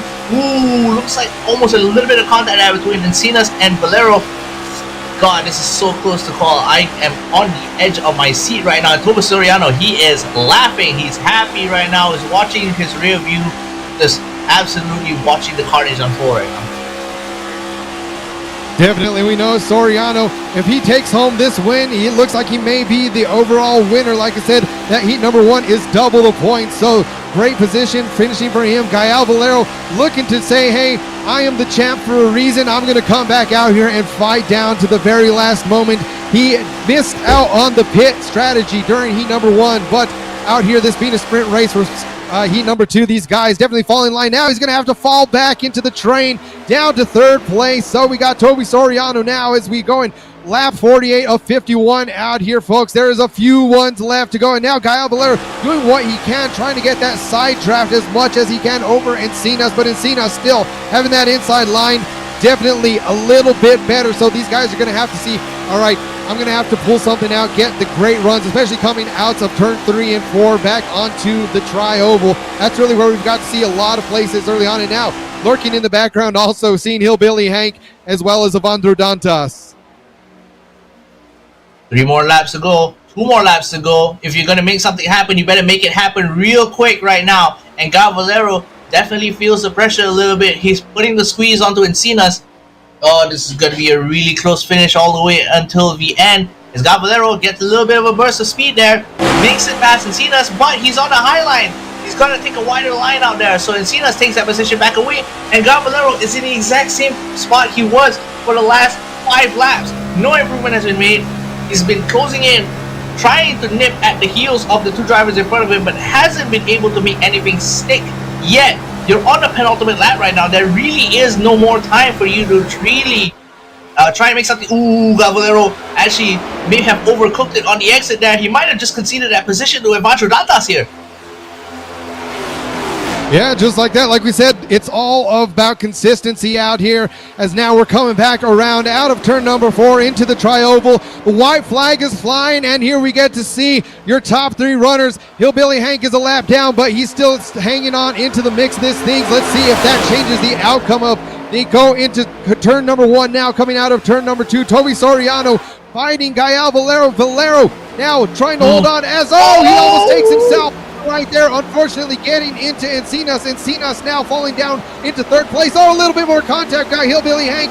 He's not fighting for position, but these guys coming across the line. It's going to look like it's going to be Toby Soriano once again. Gael Valero getting 3rd place. Gael Valero in 2nd place, and we have Eno Encinas coming in 3rd. So the Argentine 1-2 getting split up by Gael Valero. He didn't have the best of races out in heat number 1. The strategy didn't pay off, but it paid off for this man up front, Toby Soriano. All day long, this man has been an absolute beast out here at Atlanta. And We'll have to see if he comes back not fighting for the championship, but fighting for bragging rights, fighting for the NASCAR win, the only NASCAR race of the season, and this man can say he is a champion.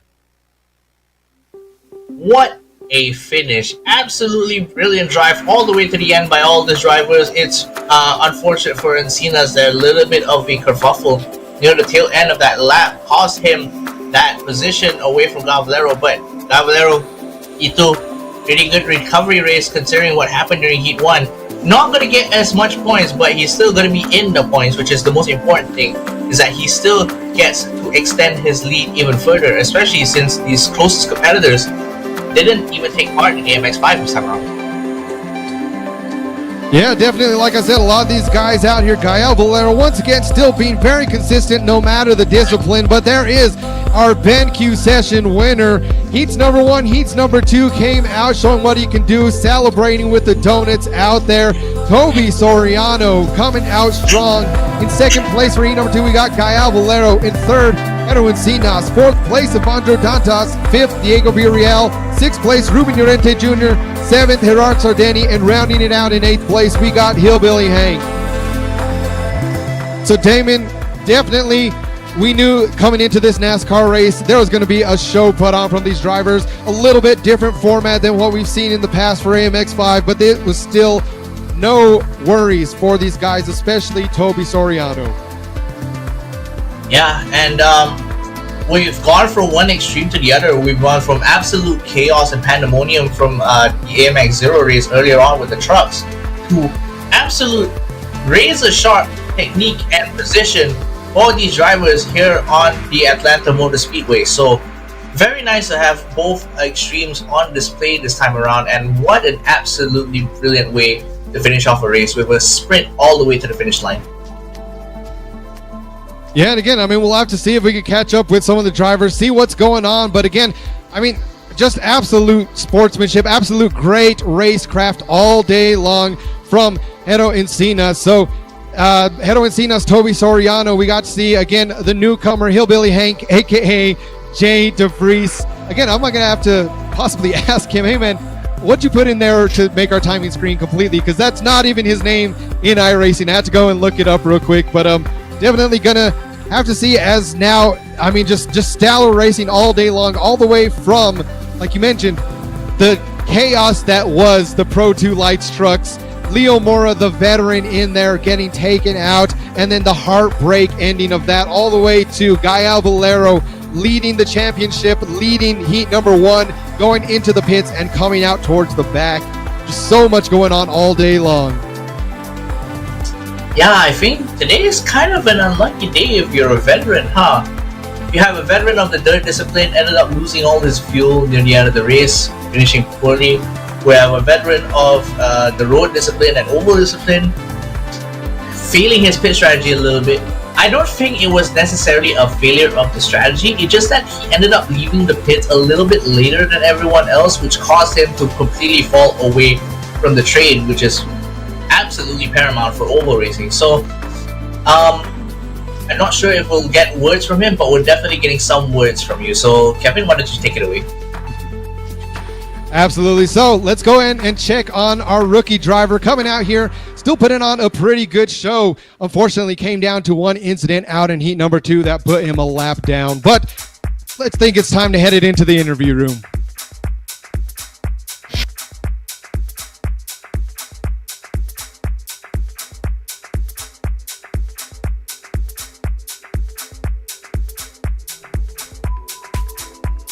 So I'm joined right now with Mr. Hillbilly Hank himself, Jay DeVries. First off, I mean, congratulations. Definitely put up a fight against a lot of these drivers out there today. But first question, what's up with the name Hillbilly Hank? Where'd that come from? Well, I wouldn't say that I live in the middle of nowhere, but you can see it from here. So there's not a whole lot but hay bales, cattle, and whatnot. So I figured it's probably a fitting name. Also, coming into this one as a bit of a rookie, kind of the underdog. I mean, heat number 1, you definitely showed you were here to race. You were here getting super close to coming home with that race. Walk us through what was going through your mind going into those last final couple of laps in heat number 1. Well, the first part of the race, I was looking at a fuel number first because I wanted to take as little fuel as possible during the pit stop, and then once I hit that number, then it was like, all right, let's go have fun. And so, at that point, it was having a little bit of fun, but also kind of trying to see what worked. You know, can I make a run on the outside? Do I need to hit the apron to move inside? How much can I slow the guy down next to me if I'm side drafting? So a lot of just trying to get information as I'm running because I've not really run these before on here. So I was just trying to figure out, what information can I have that'll help me towards the end of that. And yeah, going into the last little bit, that last lap, I was watching my mirror and I saw car on the outside, car on the inside, and I figured if I gave draft to the guy on the outside, I'd be able to cut back inside and the outside guy wouldn't get me. And where I screwed up is I didn't realize the guy on the outside had a car behind him. And if I would have known that, I probably wouldn't have gave him the draft. I would have stayed on the inside. But hindsight's 20/20. It's always easy to go back and see what you could have done right. But just went out, had fun, and like I said, tried to come out with a win. Didn't happen. So for this one, were you running without a spotter that entire time? I didn't have I just had the regular iRacing spotter or whatnot. But I've gotten used to kind of self-clearing myself realistically before my spotter does a lot of times. As you probably saw, I cut some of my moves pretty close, but sometimes you have to do that. Sometimes you only got a car length plus an inch, and you got to take it. And also, I know that you are akin to the Craftsman Truck Series out there in iRacing that I've seen your name up on the leaderboards time and time again. How was today's racing format so much different than the official races? Well, these cars specifically compared to the trucks, they got so much more grip and a lot more aero grip. They handle so different depending on where you're at in the field. You're towards the back, middle of the field, and it's just pushing tight. I mean, it's like driving a cow with a rocket on it. I mean, it'll go straight, but it's not going to turn. But then once you get up front, you get some air on the nose, all of a sudden it handles great, but being able to keep it up front is tough because if you lose your pusher behind you, it's like you got a parachute on you. And lastly, what was the feeling out there in heat number 2? You decided, all right, time to get in the lead of this race, set the pace, and then just unfortunately a bit of contact and just sent you almost into a wall, almost into another driver. I mean, it was so close to a great recovery, but just what were you feeling when you just seen Guy Alvalero just a little bit of a bump in the back in through the banking, and then that was pretty much your race? Well, famous last words, everything was great until it wasn't.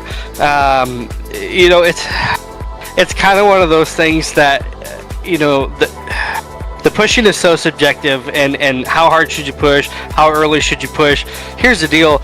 If he didn't push me, and he stayed off my bumper and just stayed close, we'd run the entire race clean, and we'd finish mid-pack, and who cares? Nobody would talk about it. But if he pushes super aggressive, you might wreck, but you also might win. And I mean, I'm not here to run mid-pack.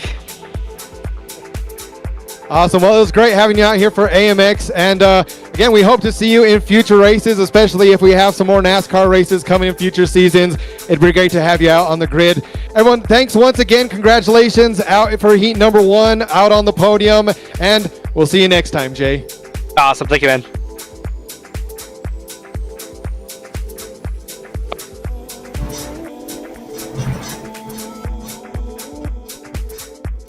So, I mean, there I got to hear from the man himself, Mr. Hillbilly Hank J. DeVries.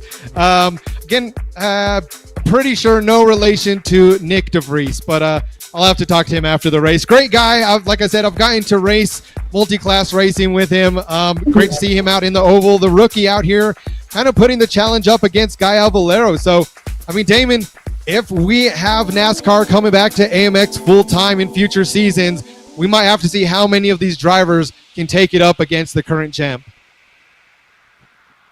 I wouldn't be surprised if they pose quite a bit of a level of competition to him that I don't think he's really had over the course of the season. I mean, Guy Alvalero is Guy Alvalero. He's an amazing driver, back-to-back AMX champion. But yeah, if you put a whole NASCAR season in front of us for AMX next time around, I think he'll definitely have some competition. Yeah, absolutely. And like I said, I'd love to get back in there. That's how I started with AMX. That's how I've been going in. And every time we have an oval race, it's a great time. Damon, you've been out here pretty much a lot of the oval races too in the commentary booth, so great time. But I think with that, we are going to be wrapping up our races for the day. Again, everyone, make sure to tune in tomorrow. We're going to be heading it back over for our AMX 15 races, where we have the LMP2 cars out at Spa-Francorchamps, which the last couple season we have reserved that for the finale, but now we're going to be the penultimate race for AMX 15. Only 2 races to go left for that, and it is a very tight points close. It's very close in the points. Again, Gael Valero looking to make it 3 consecutive championships in one single season. So tomorrow's race, absolutely going to be a good one. But Damon, I think that is all for us today. And closing out from AMX, we will see you all tomorrow. Bye.